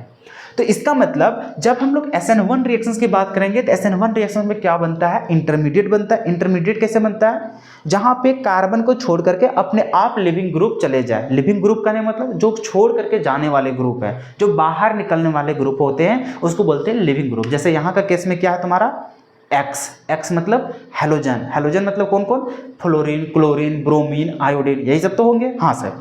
तो यहाँ पर क्या है कि जब भी SN1 रिएक्शंस की बात होगा तो वहाँ पे इंटरमीडिएट बनता है, यहाँ पे जो खाली स्थान अपने आप हो जाता है। मतलब यहाँ पे क्या होगा, carbocation, carbon ion, free radical अपने आप बन जाएंगे। ठीक है, यहाँ पर किसी चीज़ को जोर जबरदस्ती करने की जरूरत नहीं पड़ता है। जैसे ही इसको देखेगा ऑटोमेटिक वो छोड़ करके चला जाएगा। अब छोड़ करके चला गया तब इसको यहाँ पे बैठना भी था, बैठने का दो चांस है भैया, पूरा खाली है, हम इधर से आकर के बैठे या फिर इधर रास्ता से आके और फिर ऐसे जाकर के बैठे। अरे भैया बैठने का दो चांस है ना, जिधर से भी तुम बैठना चाहो। तुम मान के चलो ये है बेंच, ठीक है, इधर भी रास्ता इधर भी रास्ता, अब ये खाली हो गया भाई, तुम इधर से भी बैठ सकते हो इधर से, क्योंकि वो तो तुम्हारी ही प्रॉपर्टी है। अब मान के चलो तुम आ रहे हैं यहाँ पे कोई बैठा हुआ है, भाई इधर से आओगे तो तुम बैठ नहीं सकते हो, क्योंकि तुमको भगाना है, उसको भगाने के लिए पीछे से धक्का मारोगे तभी तो आगे जाएगा। मतलब तुम्हारा एक रास्ता तो तुम्हारा ब्लॉक हो गया, दूसरा रास्ता तुम जाओगे। लेकिन वही हम लोग SN1 रिएक्शंस की बात करते हैं, ये दोनों तरफ से जुड़ सकता है, आगे से भी पीछे से भी, आगे से भी पीछे से भी। लेकिन SN2 रिएक्शंस की बात करेंगे तो यहाँ पर अगर रिएजेंट को बैठना है तो रिएजेंट किधर से अटैक करेगा, उसको पीछे साइड से। किधर से करेगा, पीछे साइड से, तभी वो वहाँ पे जुड़ पाएगा। तो कुल मिलाकर के ये जो रिएक्शंस है, यही रिएक्शंस हम लोग आगे पढ़ने वाले हैं किसमें, तो हम लोग हेलो अल्केन्स में। कि जब हम लोग न्यूक्लियोफिलिक सब्स्टिट्यूशन रिएक्शंस की बात करेंगे तो न्यूक्लियोफिलिक सब्स्टिट्यूशन रिएक्शंस में दो तरह का रिएक्शंस पढ़ेंगे, पहला SN1 और दूसरा SN2। SN1 रिएक्शंस की बात करेंगे तो यहाँ पे हम लोग को क्या क्या पढ़ना है कि जो रिएजेंट है वो रिएजेंट पीछे साइड से भी अटैक कर सकता है, आगे साइड से भी। मतलब जो कार्बन का चेन में जो जुड़ सकता है वो पीछे से भी जुड़ सकता है, आगे से भी जुड़ सकता है, पीछे से भी जुड़ सकता है, आगे से भी जुड़ सकता है। क्लियर है यहाँ तक? हाँ सर। और यहाँ पे क्या बनता है, इंटरमीडिएट बनता है। इंटरमीडिएट बनता है, अपने आप खाली हो जाता है। क्या यहाँ तक बात समझ में आ रही हो? हाँ सर। मतलब इसमें जो प्रोडक्ट बनेगा वो दो तरह से प्रोडक्ट बनेगा, पीछे से भी आगे से भी। चाहे तुम जिधर से बनाना चाहो उधर से भी बना सकते हो, कोई दिक्कत नहीं। तुम पीछे से भी बनाओगे तब भी सही, आगे से बनाओगे तब भी सही। मतलब यहाँ पे दोनों पॉसिबिलिटी है। लेकिन जब SN2 रिएक्शंस की बात होगा तो SN2 रिएक्शन में तुम आगे से नहीं जोड़ सकते हो, तुम उसमें सिर्फ पीछे से जोड़ सकते हो। क्यों? क्योंकि यहाँ पे भैया ट्रांजिशन स्टेट बनता है, इंटरमीडिएट नहीं बनता है। मतलब वहाँ पे अपने आप खाली स्थान नहीं होता है, बल्कि वहाँ पे खाली तुमको करना पड़ेगा, वो भी जबरदस्ती। तो जबरदस्ती करोगे भैया तो उसको पीछे साइड से ही तुम हटा सकते हो। तो इसका मतलब सर कभी भी अगर न्यूक्लियोफाइल जुड़ेगा कहाँ पे, रिएक्टेंट में, तो वो किधर से जुड़ेगा, पीछे साइड्स में। किस कंडीशन पे, SN2 कंडीशन पे। SN2 कंडीशन पे। और SN1 कंडीशन पे क्या होगा सर, SN1 कंडीशन पे क्या होगा कि दोनों तरफ से तुम जोड़ सकते हो, पीछे से भी आगे से भी, क्यों, क्योंकि वो स्वतः क्या हो जाता है, खाली हो जाता है। तो भाई पहले से ही बेंच खाली है तो तुम किधर से भी तुम जाके बैठ सको, और तुम्हारा बेंच ही खाली नहीं है तो उधर से जाओगे ना जिधर से तुम खाली कर सकते हो। बस यही कहानी है। तो कभी भी अगर हम SN1 की बात करेंगे, SN2 कहानी बात करेंगे तो क्या समझ में आ जाएगा। फिलहाल तो अभी इतना स्ट्रक्चर्स बना लो तुम लोग भी, ठीक है। ये वाला स्ट्रक्चर्स ऐसा है, ठीक है, ये प्रोडक्ट है, ये वाला भी प्रोडक्ट है, ठीक है। तो ये पहला का कंडीशन ऐसा है, दूसरा का कंडीशन ये है। चलो इतना बना लो, तो उसके बाद फिर केमिकल रिएक्शन तुम लोग को समझाते हैं। अब देखो रिएक्शन के बेसिस पे समझो, जैसे कि हमारे पास रिएक्टेंट होता है, ठीक है। रिएक्टेंट क्या है, RX है, यही तो है, हाँ सर। यहाँ पर हमारे पास क्या है, न्यूक्लियोफाइल है, ठीक है, हाँ सर। अब देखो कहानी क्या होता है SN1 रिएक्शंस में। SN1 रिएक्शंस में कहानी ये होता है कि ये जो रिएक्शन मतलब RX है, ये X अपने आप निकल जाता है यहाँ पे। तो देखो हम लोग को क्या होता है यहाँ पे, तो सर हमारे पास है ये R पॉजिटिव बन जाता है, ठीक है। कहने का मतलब समझो, यहाँ पर हम माइनस लिख रहे हैं, ठीक है, माइनस, और यहाँ पर X लिख रहे हैं, -X। इसका मतलब क्या समझ रहे हो, यहाँ पर जो X है वो X यहाँ से बाहर निकल रहा है। X क्या हो रहा है, बाहर निकल रहा है। अगर यहाँ पे प्लस लिखते इसका मतलब ये यहाँ पे जुड़ रहा है, और यहाँ पे माइनस कभी भी अगर लिख दे इसका मतलब क्या समझोगे कि वहाँ से वो बाहर निकल रहा है, वहाँ से वो बाहर निकल रहा है, ठीक है। तो यहाँ से हम लोग को क्या हो रहा है, X बाहर निकल रहा है। तब बाहर निकलेगा तो हम लोग समझते हैं किस रूप में निकलेगा, पॉजिटिव के रूप में कि नेगेटिव के रूप में। तो हम लोग यहाँ पे देखो कैसे समझेंगे सर, हैलोजन कार्बन से क्या होता है, मोर इलेक्ट्रोनेगेटिव, मतलब सर इसके पास नेगेटिव चार्ज और इसके पास क्या होगा, पॉजिटिव चार्ज। अब इसको बाहर निकालना है, तो ये बाहर निकलेगा तो वो अपने साथ दोनों इलेक्ट्रॉन को लेकर चलेगा, क्योंकि वो अमीर है। अरे वो मतलब क्या है, वो मोर इलेक्ट्रोनेगेटिव है। मोर इलेक्ट्रोनेगेटिव मतलब अपने साथ पूरा इलेक्ट्रॉन को लेकर के रखा हुआ रहेगा, और ये बाहर निकल रहा है तो ये दोनों इलेक्ट्रॉन को लेकर निकलेगा, और दोनों निकलेगा तो इसके पास क्या हो जाएगा, पॉजिटिव चार्ज। तो ये पूरा पूरी पॉजिटिव हो जाएगा, क्योंकि दोनों इलेक्ट्रॉन को लेकर वो बाहर निकल रहा है। तो इसका मतलब सर यहाँ पे पार्शियल पॉजिटिव था, यहाँ पे पूरा पूरी पॉजिटिव बन जाएगा, जिसको हम लोग इंटरमीडिएट बोलते हैं। क्लियर है, हाँ सर, क्लियर है, यहाँ तक क्लियर है। या फिर इसको ऐसे समझा देते हैं कि यहाँ देखो R पॉजिटिव हो जाएगा, और यहाँ पे प्लस तुम्हारा क्या बन जा रहा है, तो सर हम लोग को बन जा रहा है X नेगेटिव बन जा रहा है। क्या यहाँ तक समझ में आ रहा है, हाँ सर। क्या यहाँ तक समझ में आ रहा है, हाँ सर। अब देखो तुम्हारे पास क्या है सर, हमारे पास आता है फिर यहाँ से न्यूक्लियोफाइल। कौन आता है, न्यूक्लियोफाइल। समझ रहे हो, ये इसको जैसे देखा, इसको जैसे देखा, क्या हुआ, हैलोजन यहाँ से हट गया, हैलोजन हट गया, और यहाँ पर क्या बना दिया, कार्बोकटायन। मतलब ये हम लोग को जो बन रहा है वो हम लोग को क्या बन रहा है, इंटरमीडिएट।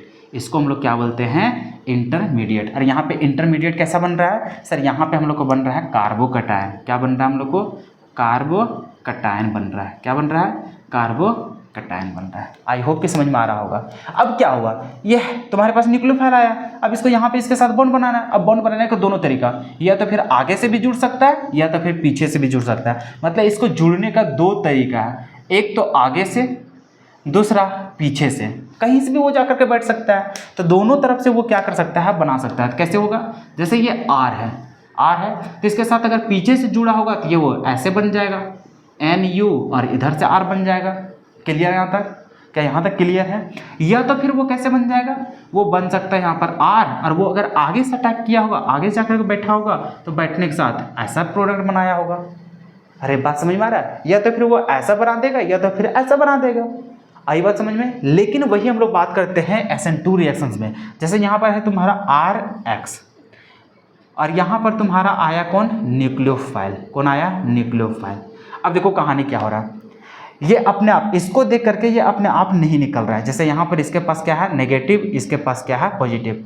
अब जैसे न्यूक्लियोफाइल आया, ये देख करके बाहर निकल ही नहीं रहा है, नहीं निकल रहा है, तो इसको अटैक करना पड़ेगा। अटैक करेगा किधर से, वो पीछे साइड से अटैक करेगा। तो यहाँ से हम लोग को क्या करेगा, ये जाएगा और पीछे से वो अटैक करेगा। जैसे अटैक करेगा तो देखो तुम्हारा कहानी क्या होगा, इधर है R, मतलब इधर आ जाएगा तुम्हारे पीछे साइड कौन, न्यूक्लियोफाइल, ठीक है। यहाँ पर R और इधर क्या है, X। यहाँ पर देखो इस प्रकार से हम लोग डॉटेड लाइन से दिखाते हैं। इसका मतलब क्या समझ में आ रहा है कि ये इधर से जुड़ रहा है और ये इधर से क्या हो रहा है, निकल रहा है। अरे वही तो होगा ना, ये पीछे से जाकर के धक्का दिया, धक्का देगा तो वो गिरते जाएगा और ये इधर से जुड़ते जाएगा। तो उस स्टेट को जहाँ पे दोनों एक साथ काम होता हो, यहाँ पर क्या हुआ, वो तो निकल गया था, लेकिन यहाँ पे दोनों एक साथ हो रहा है, निकल भी रहा है और जुड़ भी रहा है एक साथ। यहाँ पर तो एक बार निकल गया उसके बाद आकर के जुड़ने की काम हो रहा है, तो यहाँ पे पूरा पूरी निकल चुका था अपने आप, तो इसको बोलते थे इंटरमीडिएट। ठीक है, जहाँ पे carbocation, carbon ion, free radical कुछ भी बनेगा, जैसे अभी का केस में क्या बन रहा है, कार्बोकैटायन।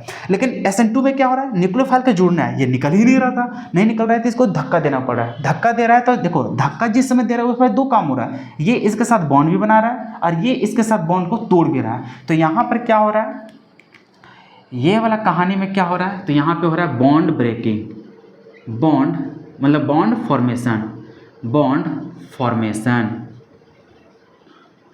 और यहाँ पर क्या हो रहा है, bond breaking, bond breaking. Bond breaking मतलब यहाँ पे बॉन्ड टूट रहा है और यहाँ पर क्या हो रहा है, बॉन्ड फॉर्मेशन हो रहा है। और इस स्टेट को जहाँ पे दोनों एक साथ हो रहा है, यहाँ पे टूट भी रहा है और जुड़ भी रहा है, तो इस स्टेट को हम लोग क्या बोलते हैं, ट्रांजिशन स्टेट। इसको हम लोग क्या बोलते हैं, ट्रांजिशन स्टेट बोलते हैं। इसको हम लोग क्या बोलते हैं, ट्रांजिशन स्टेट बोलते हैं। अब देखो फाइनली क्या होगा, बाद में जो तुम्हारा होगा वो क्या होगा, सर ये इसके साथ जुड़ जाएगा और ये बाहर निकल जाएगा, तब यहाँ पे क्या होगा, प्रोडक्ट। सर प्रोडक्ट हम लोग को ये बनेगा न्यूक्लियोफाइल और यहाँ पर R और प्लस यहाँ पर बन जाएगा X माइनस।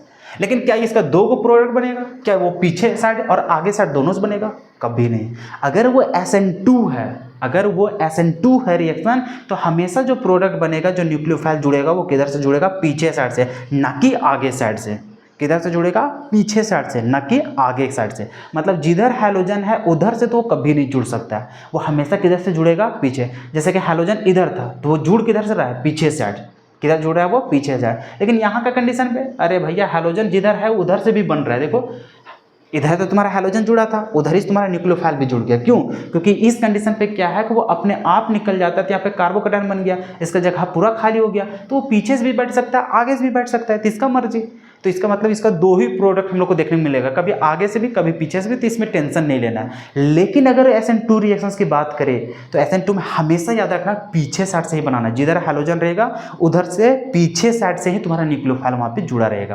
क्लियर है, तो ये कहानी हुआ, समझ में आया। इंटरमीडिएट कौन सा स्टेप को बोलते हैं, इंटरमीडिएट मतलब वहाँ पे पूरा पूरी खत्म हो जाता है। यहाँ पे हम लोग को बनता है फ्री रेडिकल, कार्बोकैटायन या फिर कार्बन आयन, ऐसा मतलब यहाँ पे लिविंग ग्रुप अपने आप हट जाता है। ठीक है, और यहाँ पे जब इंटरमीडिएट की बात मतलब ट्रांजिशन स्टेट की बात करते हैं तो यहाँ पे क्या होता है, bond breaking and bond formation दोनों एक साथ होता रहता है। ठीक है, क्योंकि यहाँ पे धक्का दे करके इसको क्या करना पड़ता है, खाली करना पड़ता है। तो ये रहा तुम्हारा प्रोसेस, जिसको बोलते हैं SN1 रिएक्शन और क्या बोलते हैं, SN2 रिएक्शन। अभी और भी इसको विस्तार से हम लोग पढ़ने वाले। क्या अभी तुम लोग को समझ में आया SN1 किसको बोलेंगे, कैसे ये काम करेगा? काम ये करेगा सर कि हम लोग का RX है, न्यूक्लियोफाइल आया, इसको वहाँ पे जोड़ना है, तो इसको यहाँ पे जोड़ने का दो तरीका है। एक है कि अपने आप निकल सकता है वहाँ पे निकलने, मतलब कि लिविंग ग्रुप। एक नहीं निकल रहा तो उसको ज़बरदस्ती निकालना पड़ेगा। तो पहला कंडीशन कि जो अपने आप निकल जाए, अपने आप निकल जाएगा तो वहाँ पे इंटरमीडिएट बनाता है। उसके बाद इसको जुड़ने का दो तरीका है, आगे से भी जुड़ सकता है, पीछे से भी जुड़ सकता है, तो ये दोनों तरफ से जुड़ सकता है। ठीक है, ये भी प्रोडक्ट मिल सकता है, ये भी प्रोडक्ट मिल सकता है, दोनों है सेम ही चीज़ इसमें। ठीक है, कोई दिक्कत नहीं है। अब यहाँ पे जब बात करते हैं हम लोग इसमें, तो ये अपने आप नहीं निकलता है, तो इसको पीछे साइड से जाकर धक्का देना पड़ता है। तो इसमें देखो जुड़ता भी है और निकलता भी एक साथ। यहाँ पे देखो एक बार निकल गया, उसके बाद दूसरा स्टेप में वो जाकर जुड़ने गया। लेकिन यहाँ पे सब एक ही स्टेप में काम होता है, एक ही स्टेप में जुड़ना भी हो रहा है, एक ही स्टेप में वो निकलना भी हो रहा है। लेकिन यहाँ पर एक स्टेप में निकलता है, दूसरा स्टेप में जुड़ता है। तो यहाँ पे दो स्टेप में काम करता है कौन, SN1 रिएक्शन, और एक स्टेप में ही काम करता है कौन, SN2 रिएक्शन। तो यहाँ पे देखो क्या क्या अभी तक हम लोग समझ चुके हैं। SN1 रिएक्शंस को फुल फॉर्म क्या होता है, तो SN1 रिएक्शन का होता है unimolecular nucleophilic substitution reaction. SN2 को क्या बोलते हैं, बायमोलिकुलर न्यूक्लियोफिलिक सब्स्टिट्यूशन रिएक्शन। यहाँ तक समझ में आ गया। SN1 रिएक्शन में क्या होता है, इंटरमीडिएट का फॉर्मेशन होता है। SN2 रिएक्शन में क्या बनता है, ट्रांजिशन स्टेट बनता है। क्या दोनों में समझ में आ गया? तीसरा पॉइंट समझो। तीसरा पॉइंट ये है कि जो अटैक करता है न्यूक्लियोफाइल कहाँ पे, SN1 रिएक्शन में, वो पीछे साइड से भी करता है, आगे साइड से भी करता है। मतलब यहाँ पे दोनों रास्ता वो जा सकता है। ठीक है, मतलब ये बैक साइड से भी अटैक कर सकता है, फ्रंट साइड से भी वो अटैक कर सकता है। किसमें, SN1 रिएक्शन में। लेकिन SN2 रिएक्शन में सिर्फ और सिर्फ बैक साइड से हम लोग को क्या कर सकता है, रिएक्ट कर सकता है, अटैक कर सकता है। तो ये हम लोग को तीनों में क्या कर दिया, मेजर डिफरेंट हम लोग पता कर लिए। ठीक है, तीनों में मेजर हम लोग पता कर लिए कि आखिर वो अटैक करेगा तो वो किधर से करेगा, ये भी समझ में आ गया, ठीक है। बाकी हम लोग समझने वाले हैं इसके प्रति कि जैसे हेलो अल्केन जो रहेगा इसका भी तो डिग्री रहेगा ना, 1 डिग्री 2 डिग्री 3 डिग्री, तो किस में जल्दी अटैक करेगा, 1 डिग्री में कि 2 डिग्री में कि 3 डिग्री में। तो वहाँ पे हम लोग जब SN1 रिएक्शंस की बात करेंगे तो इसका ऑर्डर लिखेंगे कि SN1 रिएक्शन सबसे फास्ट किस में होगा, फास्ट उसमें होगा जिसका डिग्री ज़्यादा होगा, मतलब 3 डिग्री में सबसे ज़्यादा SN1 होगा, उसके बाद 2 डिग्री, उसके बाद 3 मतलब कि 3 डिग्री, उसके बाद 2 डिग्री, उसके बाद 1 डिग्री। लेकिन SN2 रिएक्शंस की बात करेंगे तो यहाँ पे क्या होगा, 1 डिग्री का ज़्यादा, तब 2 डिग्री, तब 3 डिग्री, मतलब इसमें 1 डिग्री का सबसे ज़्यादा, इसमें 3 डिग्री का सबसे ज़्यादा। तो ये कहानी हम लोग धीरे धीरे समझेंगे। तो अभी इसका एक एक करके पूरा स्टेप बाय स्टेप हम सब कुछ लिखवाने वाले हैं, ठीक है, SN1 रिएक्शन का, SN2 रिएक्शन का। लेकिन सबसे पहले हमको ये बताओ कि अभी तुम लोग को ये तो समझ में आ गया ना कि SN1 रिएक्शन का जब हम लोग रिएक्शन पढ़ेंगे तो क्या क्या कहानी होगा।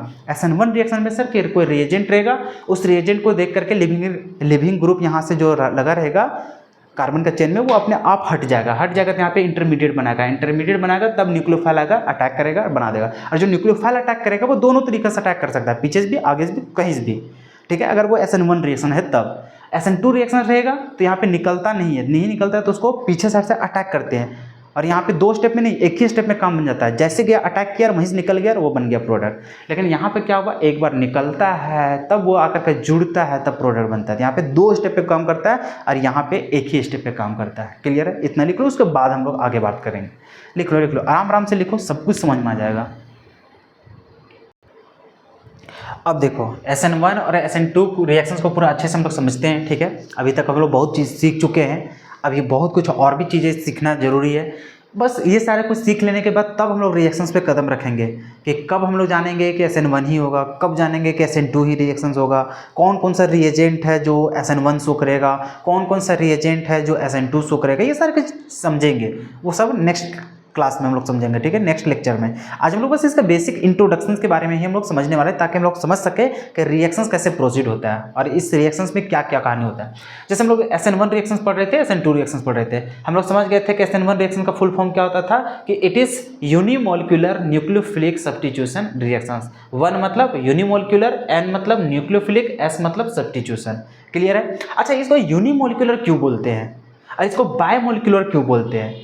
क्योंकि देखो जब हम लोग रिएक्शंस की बात करते हैं, रिएक्शंस कहने का मतलब जैसे हम लोग SN1 रिएक्शंस में बात करते थे तो यहाँ पर देखो RX प्लस यहाँ पर आता था न्यूक्लियोफाइल। जब ये अटैक करता था तो हम लोग देखते थे सर अटैक नहीं करता है, पहले ये क्या होता है, बॉन्ड टूटता है। तो टूटता है तो हम लोग को क्या बनता है यहाँ पर सर R प्लस और यहाँ पर X माइनस बाहर निकल जाता है। उसके बाद हम लोग को सेकेंड स्टेप में क्या होता है, देखो पहला स्टेप में कार्बोकैटायन बनता है, मतलब यहाँ पे इंटरमीडिएट का फॉर्मेशन हो जाता है, ठीक है, ये खाली स्थान हो जाता है, तब ये आता है इसके पास अटैक करता है, तब हम लोग को बनता है क्या चीज, RNU बनता है, ठीक है। कहने का मतलब जब हम लोग SN1 रिएक्शंस की बात करते हैं तो बताइए ये टोटल रिएक्शंस किस किस पर चीज़ पे डिपेंड करता है। तो सर यहाँ पे सिर्फ और सिर्फ हम लोग को डिपेंड करता है रिएक्टेंट के ऊपर, जिसको हम लोग सबस्ट्रेट बोलते हैं। ये क्या है, रिएक्टेंट, इसी को सबस्ट्रेट बोलते हैं, इसी हम लोग को रिएजेंट बोलते हैं। तो ये पूरा रिएक्शन सिर्फ और सिर्फ इस बात पे निर्भर कर रहा है कि कितना जल्दी बॉन्ड टूट रहा है,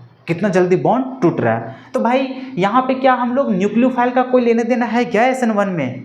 इस रिएक्शंस में क्या न्यूक्लियोफाइल का कोई भी योगदान था कि इसमें बॉन्ड तोड़ना या फिर बॉन्ड जोड़ने में? नहीं सर। क्यों? क्योंकि SN1 रिएक्शन में सिर्फ और सिर्फ इस सबस्ट्रेट के ऊपर डिपेंड करता है कि वहाँ पर बॉन्ड कितना जल्दी बनेगा या फिर कितना जल्दी वहाँ पर टूटेगा, ठीक है। क्योंकि सर यही तो सिर्फ और सिर्फ क्या कर रहा है, इस रिएक्शंस में पार्टिसिपेट कर रहा है। क्या रेट ऑफ रिएक्शंस किसके ऊपर डिपेंड कर रहा है? सिर्फ और सिर्फ रिएक्टेंट के ऊपर। क्या इसके ऊपर डिपेंड कर रहा है कि ये कैसा आ गया? नहीं भाई नहीं, यहाँ पर डिपेंड करता है इसके ऊपर, किसके ऊपर, सबस्ट्रेट के ऊपर, कि ये कैसा है, ये कितना जल्दी तोड़ेगा, कितना जल्दी वहाँ पे जोड़ेगा, ये सारा बात डिपेंड करता है इसके ऊपर। क्यों? क्योंकि हम लोग को SN1 रिएक्शन में क्या बनता है, इंटरमीडिएट, ठीक है। इंटरमीडिएट कौन बनाता है, रिएक्टेंट। तो यहाँ पर सर हम लोग जब इस स्टेप में चलते थे, ये 2 स्टेप रिएक्शन है, न्यूक्लियोफाइल का तो हम लोग सेकेंड स्टेप में जरूरत पड़ रहा है। फर्स्ट स्टेप में क्या न्यूक्लियोफाइल कुछ भी यहाँ पे योगदान दिया? नहीं। देखो ये रिएक्शन 2 स्टेप से गुजर रहा है। फर्स्ट स्टेप में बनता है इंटरमीडिएट, तो इंटरमीडिएट का फॉर्मेशन, अच्छा रेट ऑफ रिएक्शन तुम लोग केमिकल काइनेटिक्स पढ़ा है,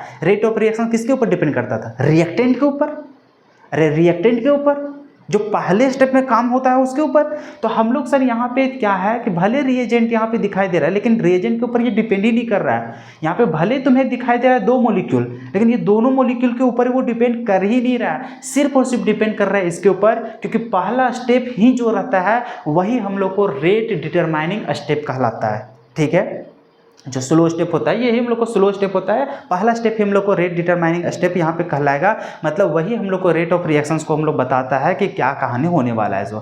तो कुल मिलाकर ये है कि जब ये रिएक्शंस की बात करते हैं तो उस पर सिर्फ और सिर्फ ये जो रिएक्टेंट है, ये रिएक्टेंट के ऊपर ही ये पूरा रिएक्शन डिपेंड करता है कि वो कितना जल्दी टूटेगा, क्योंकि यहाँ पे कार्बोकैटायन तो बन ही रहा है, तो ये जितना जल्दी टूटेगा उतना जल्दी हम लोग को रिएक्शंस आगे काम चलेगा।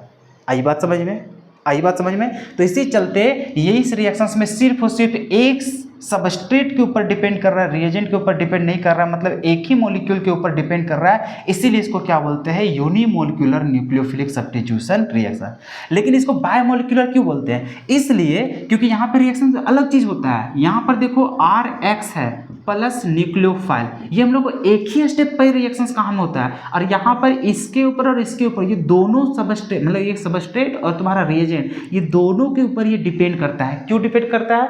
क्योंकि सर ये अपने आप निकलता नहीं है, तो नहीं निकलता है तो ये जाकर के इसके ऊपर अटैक करता है, तब ये निकलता है। मतलब यहाँ पे ये जो रेट ऑफ रिएक्शन है ना, ये दोनों बात पे निर्भर कर रहा है कि ये अटैक कितना ज़्यादा कर रहा है और ये कितना जल्दी रिमूव हो रहा है। मतलब निकलने पे भी डिपेंड कर रहा है और अटैक करने पे भी डिपेंड कर रहा है। आई बात समझ में? लेकिन यहाँ पे वैसा केस नहीं था। अरे भैया न्यूक्लियोफाइल तुम्हारा कुछ भी आ जाएगा, कोई दिक्कत नहीं है, इसके ऊपर तो बात में निर्भर ही नहीं कर रही, वो तो आराम से आ रहा है, इसके साथ जुड़ करके निकल जा रहा है। इस रिएक्शंस में SN1 रिएक्शन में सिर्फ और सिर्फ डिपेंड कर रहा है इसके ऊपर कि ये कितना जल्दी छोड़ दे। ये जितना जल्दी छोड़ेगा कार्बोकैटायन जितना जल्दी बन जाएगा, और जितना जल्दी ये बनेगा रेट ऑफ रिएक्शन हम लोग को आगे बढ़ जाएगा। तो मतलब इस रिएक्शन में सिर्फ और सिर्फ इसके ऊपर डिपेंड कर रहा है, इसके ऊपर तो डिपेंड ही नहीं कर रही है। तो यहाँ पे जाकर कुछ हलचल मचा ही नहीं रहा है। हम लोग को यही अपने आप क्या कर रहा है? टूट जा रहा है, तो अपने आप ही टूट जा रहा है। तो मतलब ये केमिकल रिएक्शंस में सिर्फ और सिर्फ किसके ऊपर डिपेंड कर रहा है? रिएक्टेंट के ऊपर। लेकिन इस रिएक्शन में वैसा नहीं है, यहाँ पर इसके ऊपर भी डिपेंड कर रहा है, इसके ऊपर भी डिपेंड। क्यों? क्योंकि ये जब तक इसके ऊपर अटैक नहीं करेगा तब तक ये बाहर निकलेगा नहीं। तो ये केमिकल रिएक्शंस तब प्रोसीड होता है जब ये दोनों आपस में पार्टिसिपेट करते हैं। तो बताओ SN2 रिएक्शन में कितने मॉलिक्यूल पार्टिसिपेट कर रहे हैं? दोनों, रिएक्टेंट और तुम्हारा रिएजेंट दोनों। तो रिएक्टेंट को हम लोग बोलते हैं क्या चीज? सबस्ट्रेट के नाम से। सबस्ट्रेट रिएक्टेंट दोनों सेम ही चीज है। ठीक है, तो ये हम लोग को सबस्ट्रेट है, सबस्ट्रेट के ऊपर कौन अटैक कर रहा है? न्यूक्लियोफाइल। तो ये दोनों के ऊपर ना डिपेंड कर रहा है ये रेट ऑफ रिएक्शंस। ये जो रिएक्शंस है, रिएक्शंस का रेट, रिएक्शंस का स्पीड, ये दोनों बात पे निर्भर कर रहा है कि अटैक कौन कर रहा है, कितना जल्दी कर रहा है, और तुम्हारा निकल कितना जल्दी रहा है। तो निकलने वाला ग्रुप पे भी डिपेंड कर रहा है और आने वाला ग्रुप पे भी डिपेंड कर रहा है। कहाँ पे? SN2 रिएक्शंस में। लेकिन भाई SN1 में कोई लेना देना नहीं है रिएजेंट के ऊपर। क्यों? क्योंकि ये अपने आप पहले टूट जाता है, वहाँ पे रिएक्टेंट हम लोग को किस में बदल जाता है? वो कार्बोकैटायन में। कार्बोकैटायन में बदलता है, तब फिर अटैक करता है, आराम से हो जाता है। तो अटैक करने वाला पे तो डिपेंड ही नहीं कर रहा है, डिपेंड कर रहा है इसके ऊपर कि ये कितना जल्दी टूटेगा। यहाँ पर कितना जल्दी टूटेगा और कितना जल्दी अटैक कर रहा है, क्योंकि जब तक ये अटैक नहीं करेगा तब तक ये टूटेगा नहीं। समझ में आ रहा है? तो यहाँ पे दोनों बात पे निर्भर करता है। इसी चलते ये दोनों मॉलिक्यूल के ऊपर ये डिपेंड कर रहा है, सबस्ट्रेट और रिएजेंट के ऊपर। इसी चलते दो मॉलिक्यूल पे डिपेंड करने की वजह से ही इस रिएक्शन को क्या बोलते हैं? ऐसे न्यूक्लियोफिलिक सब्स्टिट्यूशन रिएक्शन को क्या बोलते हैं? Biomolecular nucleophilic substitution reaction. Biomolecular मतलब दो मॉलिक्यूल के ऊपर ये निर्भर करता है। इसको यूनिमोलिक्यूलर न्यूक्लियोफिलिक सब्स्टिट्यूशन की रिएक्शन क्यों बोले? क्योंकि ये सिर्फ और सिर्फ एक ही मॉलिक्यूल के ऊपर डिपेंड करता है। वो क्या है? सबस्ट्रेट, जिसको हम लोग रिएक्टेंट बोलते हैं। खत्म गाने। तो इसीलिए बोला है इसको, इट इज अ क्या है हम लोग को? Unimolecular nucleophilic substitution reaction. ठीक है, और ये क्या है? बायोमोलिक्यूलर न्यूक्लियोफिलिक सब्स्टिट्यूशन रिएक्शन, जिसको हम लोग SN1 बोलते हैं और इसको SN2 बोलते हैं। आई बात समझ में आता है? तो हम लोग यहाँ पे बोल सकते हैं साफ साफ, जब हम लोग केमिकल काइनेटिक्स को भी पढ़े हैं, तो चलो केमिकल काइनेटिक्स के बेसिस पे हम लोग इसको क्या करते हैं? डिफाइन करते हैं। ठीक है, केमिकल रिएक्शंस के बेसिस पे इसको हम लोग, मतलब केमिकल काइनेटिक्स के बेसिस पे इसको डिफाइन करते हैं। कैसे? देखो, रेट ऑफ रिएक्शन, बताओ रेट ऑफ रिएक्शंस SN1 में किस बात पे वो डिपेंड कर रहा है? सर डिपेंड कर रहा है रिएक्टेंट के ऊपर। रिएक्टेंट को सबस्ट्रेट बोलते हैं कि सबस्ट्रेट कितना जल्दी टूट जाए। क्या यहाँ पे रिएजेंट का कोई लेना देना था? नहीं लेना देना था इसमें। तो रेट ऑफ रिएक्शन सिर्फ और सिर्फ किसके ऊपर डिपेंड करता है? सबस्ट्रेट के ऊपर। तो यहाँ पे सिर्फ एक ही मॉलिक्यूल के ऊपर डिपेंड कर रहा है। इसका पावर क्या है? 1। तो बताओ ऑर्डर ऑफ रिएक्शन अगर तुमसे पूछ देगा, बताओ ऑर्डर ऑफ रिएक्शन, तो बताओ तुम क्या बोलोगे? सर ऑर्डर ऑफ रिएक्शन सिर्फ और सिर्फ हमारे पास 1 देखने को मिलेगा। किसमें? SN1 रिएक्शंस में। वही हम लोग SN2 रिएक्शंस की बात कर रहे थे सर, यहाँ पे दोनों पे बात पे डिपेंड कर रहा था कि अटैक कितना जल्दी कर रहा है और कितना जल्दी वो निकल रहा है, ये दोनों मॉलिक्यूल के ऊपर डिपेंड कर रहा है। इसका मतलब सर सबस्ट्रेट और रिएजेंट दोनों पे यहाँ पे डिपेंड करता है। तो बताओ इसका ऑर्डर ऑफ रिएक्शंस क्या हो जाएगा? ऑर्डर ऑफ रिएक्शन, तो ऑर्डर ऑफ रिएक्शन सर इसके ऊपर 1, इसके ऊपर 1, और ऑर्डर क्या होता है दोनों का समेशन, तो 1 + 1 कितना हो जाएगा? 2। तो इस पे ऑर्डर ऑफ रिएक्शंस क्या हो जाएगा? 2। क्लियर है? तो ऑर्डर ऑफ रिएक्शंस 1, जिसका ऑर्डर 1 होता है, जिसका मतलब कि वो एक चीज पे निर्भर कर रहा है। 2 मतलब 2 मॉलिक्यूल के ऊपर डिपेंड कर रहा है, बस यही तो कहानी होता था ना, खत्म कहानी। तो समझ में आ गया कि इसको यूनिमोलिकुलर क्यों बोलते हैं? क्योंकि यहाँ पे सिर्फ और सिर्फ एक ही मॉलिक्यूल के ऊपर डिपेंड करता है। इसको बायोमोलिक्यूल क्यों बोलते हैं? क्योंकि यहाँ पे 2 मॉलिक्यूल के ऊपर डिपेंड करता है, रिएक्टेंट और रिएजेंट दोनों।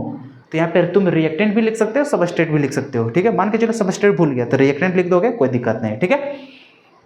SN1 में सिर्फ रिएक्टेंट के ऊपर, जिसको हम लोग सबस्ट्रेट बोलते हैं। SN2 में दोनों के ऊपर डिपेंड करता है, रिएक्टेंट और रिएजेंट दोनों के ऊपर। तो रिएक्टेंट को सबस्ट्रेट भी बोला जाता है, ठीक है। तो जनरली सबस्ट्रेट ही लिखा जाता है। तो तुम अगर सबस्ट्रेट की जगह में रिएक्टेंट भी लिख दोगे कोई दिक्कत नहीं, ठीक है।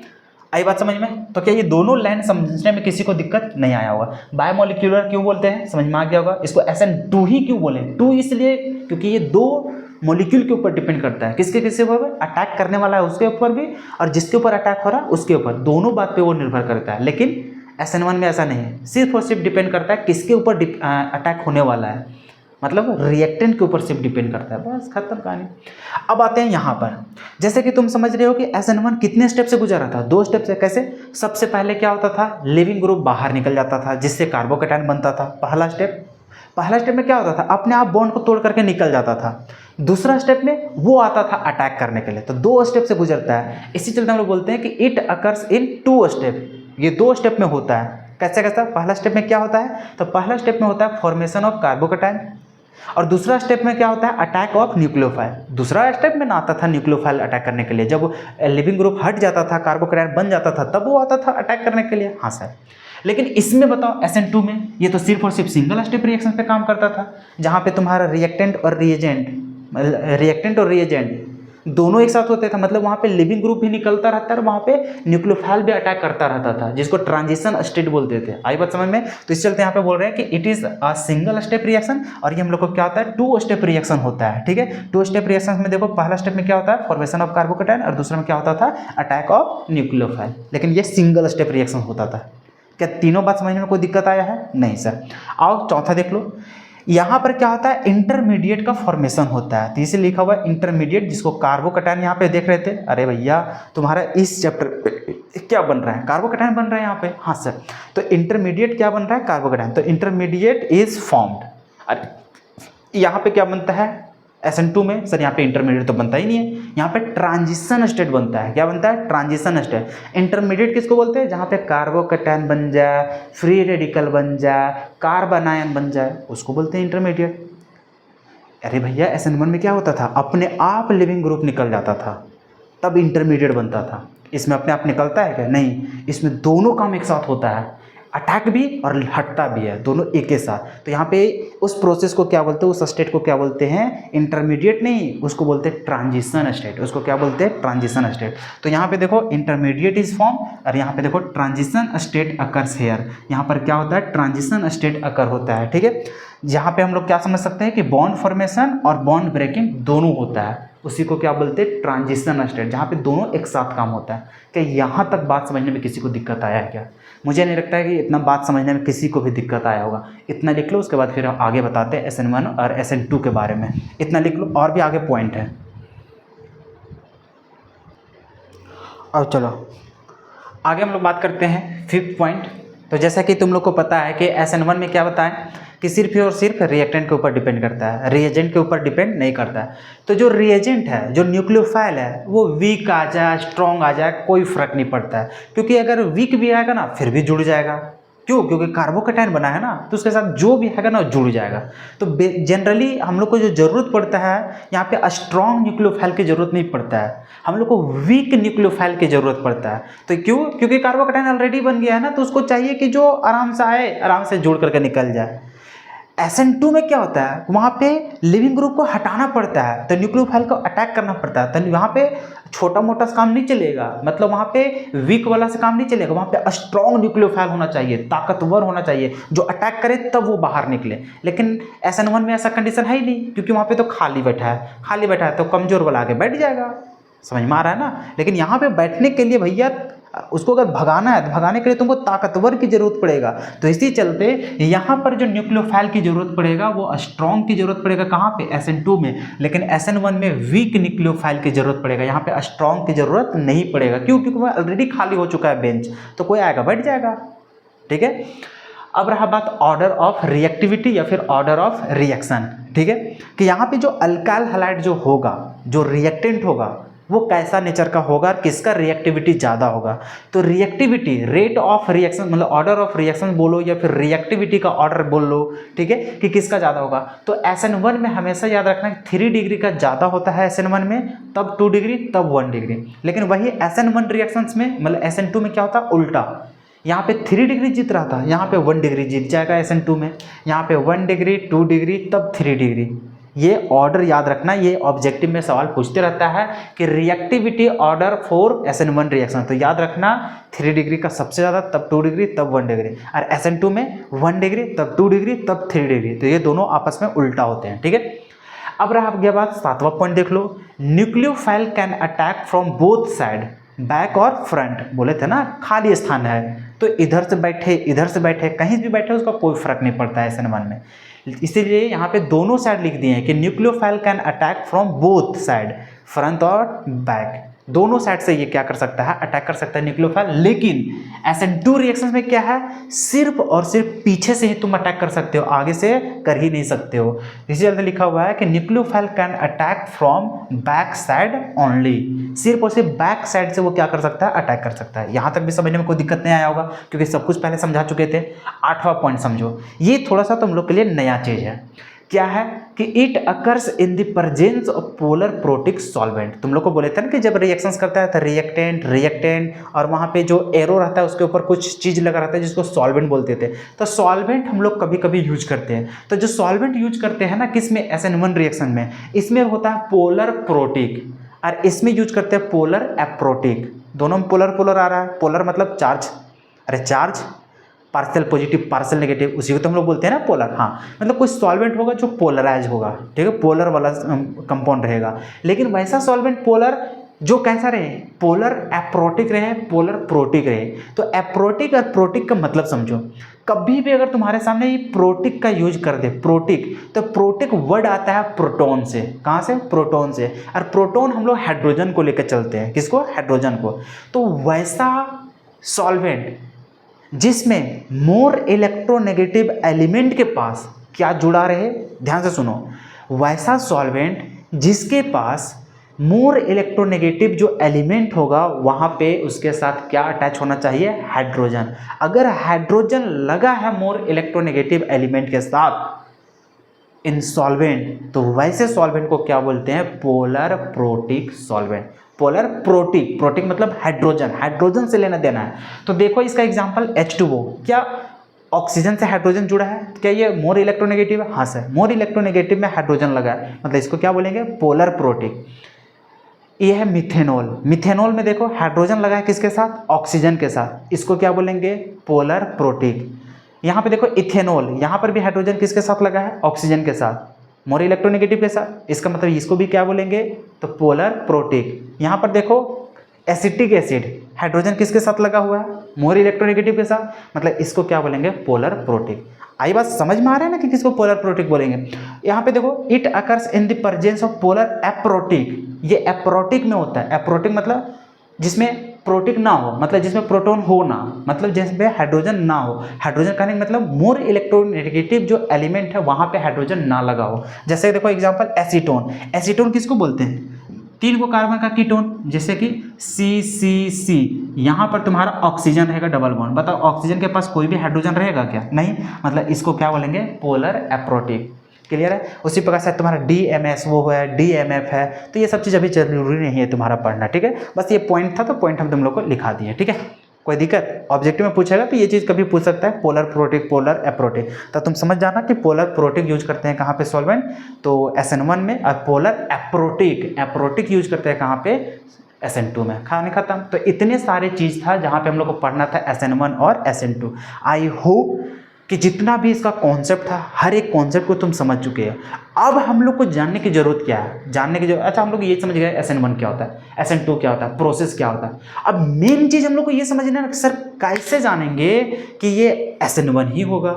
सर कैसे जानेंगे कि ये SN2 ही होगा? सर हम कैसे पता करेंगे कि ये SN1 का रिएजेंट है? हम कैसे पता करेंगे कि ये SN2 का रिएजेंट है? हम तो समझ में आ गया सर कि SN1 में क्या करेगा, आगे से अटैक करेगा, पीछे से अटैक करेगा, हाइड्रोजन हटा देगा, सर प्रोडक्ट बना लेंगे। लेकिन सर सबसे पहले ये तो पता चलना चाहिए ना कि कौन SN1 शो करेगा, कौन SN2 शो करेगा। भैया मामला तो यहीं पे फंस जाएगा ना। हमें खाली बता देगा ना कि हाँ ये रिएजेंट है और ये रिएक्टेंट है, बोल देगा कि SN1 है, तुरंत बना देंगे प्रोडक्ट, आगे से हटा देंगे और कहीं से भी जोड़ देंगे, आगे पीछे कहीं से भी। लेकिन अगर बोल देगा SN2 है, फिर भी बना लेंगे। कैसे? हाइड्रोजन जिधर रहेगा उसका पीछे साइड जोड़ देंगे जो रिएजेंट रहेगा, खत्म कहानी। लेकिन सर हमें पता चलना चाहिए ना कि कौन होगा SN1, कौन होगा SN2। तो हम लोग मेन कंसेप्ट जो है इसी को समझने वाले हैं कि कौन रिएजेंट SN1 शो करेगा, कौन रिएजेंट SN2 शो करेगा। क्योंकि हम लोग प्रोडक्ट बनाना सीख चुके हैं, उसका मैकेनिज्म को समझ चुके हैं, बस उसमें रिएजेंट को खाली पहचानना सीख गए हैं, काम समझ जाएगा, तुरंत बनना स्टार्ट हो जाएगा। लेकिन आज का सेशन बहुत ज़्यादा लंबा हो जाएगा, ठीक है। तो हम लोग इसको नेक्स्ट लेक्चर्स में ख़त्म करेंगे, ठीक है। तो जितना भी रिएक्शंस है ना न्यूक्लियोफिलिक सब्स्टिट्यूशन रिएक्शंस का, SN1 और SN2, इस चैप्टर का सार खत्म हो जाएगा हम लोग को, ठीक है। बहुत आसान, इतना चीज़ तुम लोग सीख चुका है ना, तब कुछ है ही नहीं मेरे भाई, कुछ भी नहीं है। बस कार्बोकेटायन बनाओ, खत्म। कार्बोकेटायन नहीं बनाना है तो एक तरफ से अटैक करो, एक तरफ से बना दो, बस खत्म। SN1 रहेगा तो कार्बोकेटायन बनाएंगे, SN2 रहेगा तो कार्बोकेटायन नहीं बनाएंगे, बस अटैक करेंगे पीछे साइड से, प्रोडक्ट बना देंगे, खत्म। बहुत आसान होने वाला, बहुत आसान, ठीक है। तब उतना समझने के बाद तब जाएंगे एलिमिनेशन रिएक्शन, ठीक है। तो मोस्ट प्रोबेबली है कि कल हम लोग SN1 खत्म करके और हम लोग एलिमिनेशन में भी पहुंच सकते हैं, ठीक है, नेक्स्ट लेक्चर में।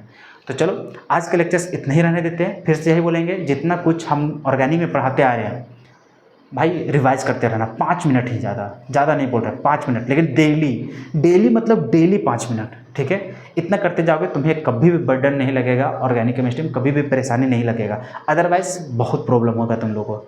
अगर रिवाइज करना छोड़ दोगे भैया तुम्हारा खत्म हो जाएगा कहानी, ठीक है। आई होप कि जिस प्रकार से तुम लोग को मेहनत करने बोल रहे हो वैसे ही लगातार रहोगे, 1% भी तुम्हें ऑर्गेनिक केमिस्ट्री में दिक्कत नहीं आने देंगे, ठीक है। जितना मिथ्य फैला कर रखा है ना लोग कि ऑर्गेनिक बहुत टफ होता है, टॉप होता है, तुम्हें देखना कितना आसान लगेगा। फिजिकल भी देख लो अपने दोस्ती यारी से पूछ के, तुम्हें लगेगा फिजिकल कितना टफ है। क्या तुम्हें लग रहा है आज तक फिजिकल कितना आसान लग रहा है? तो ठीक उसी प्रकार से ऑर्गेनिक भी आसान हो जाएगा, टेंशन ना लो, मुझ पर छोड़ दो, ठीक है। तो इसको लिख लो, बाकी रिवाइज करते रहना, ठीक है। मिलते हैं हम लोग अगले वीडियो में, तब तक के लिए जय हिंद, धन्यवाद जी।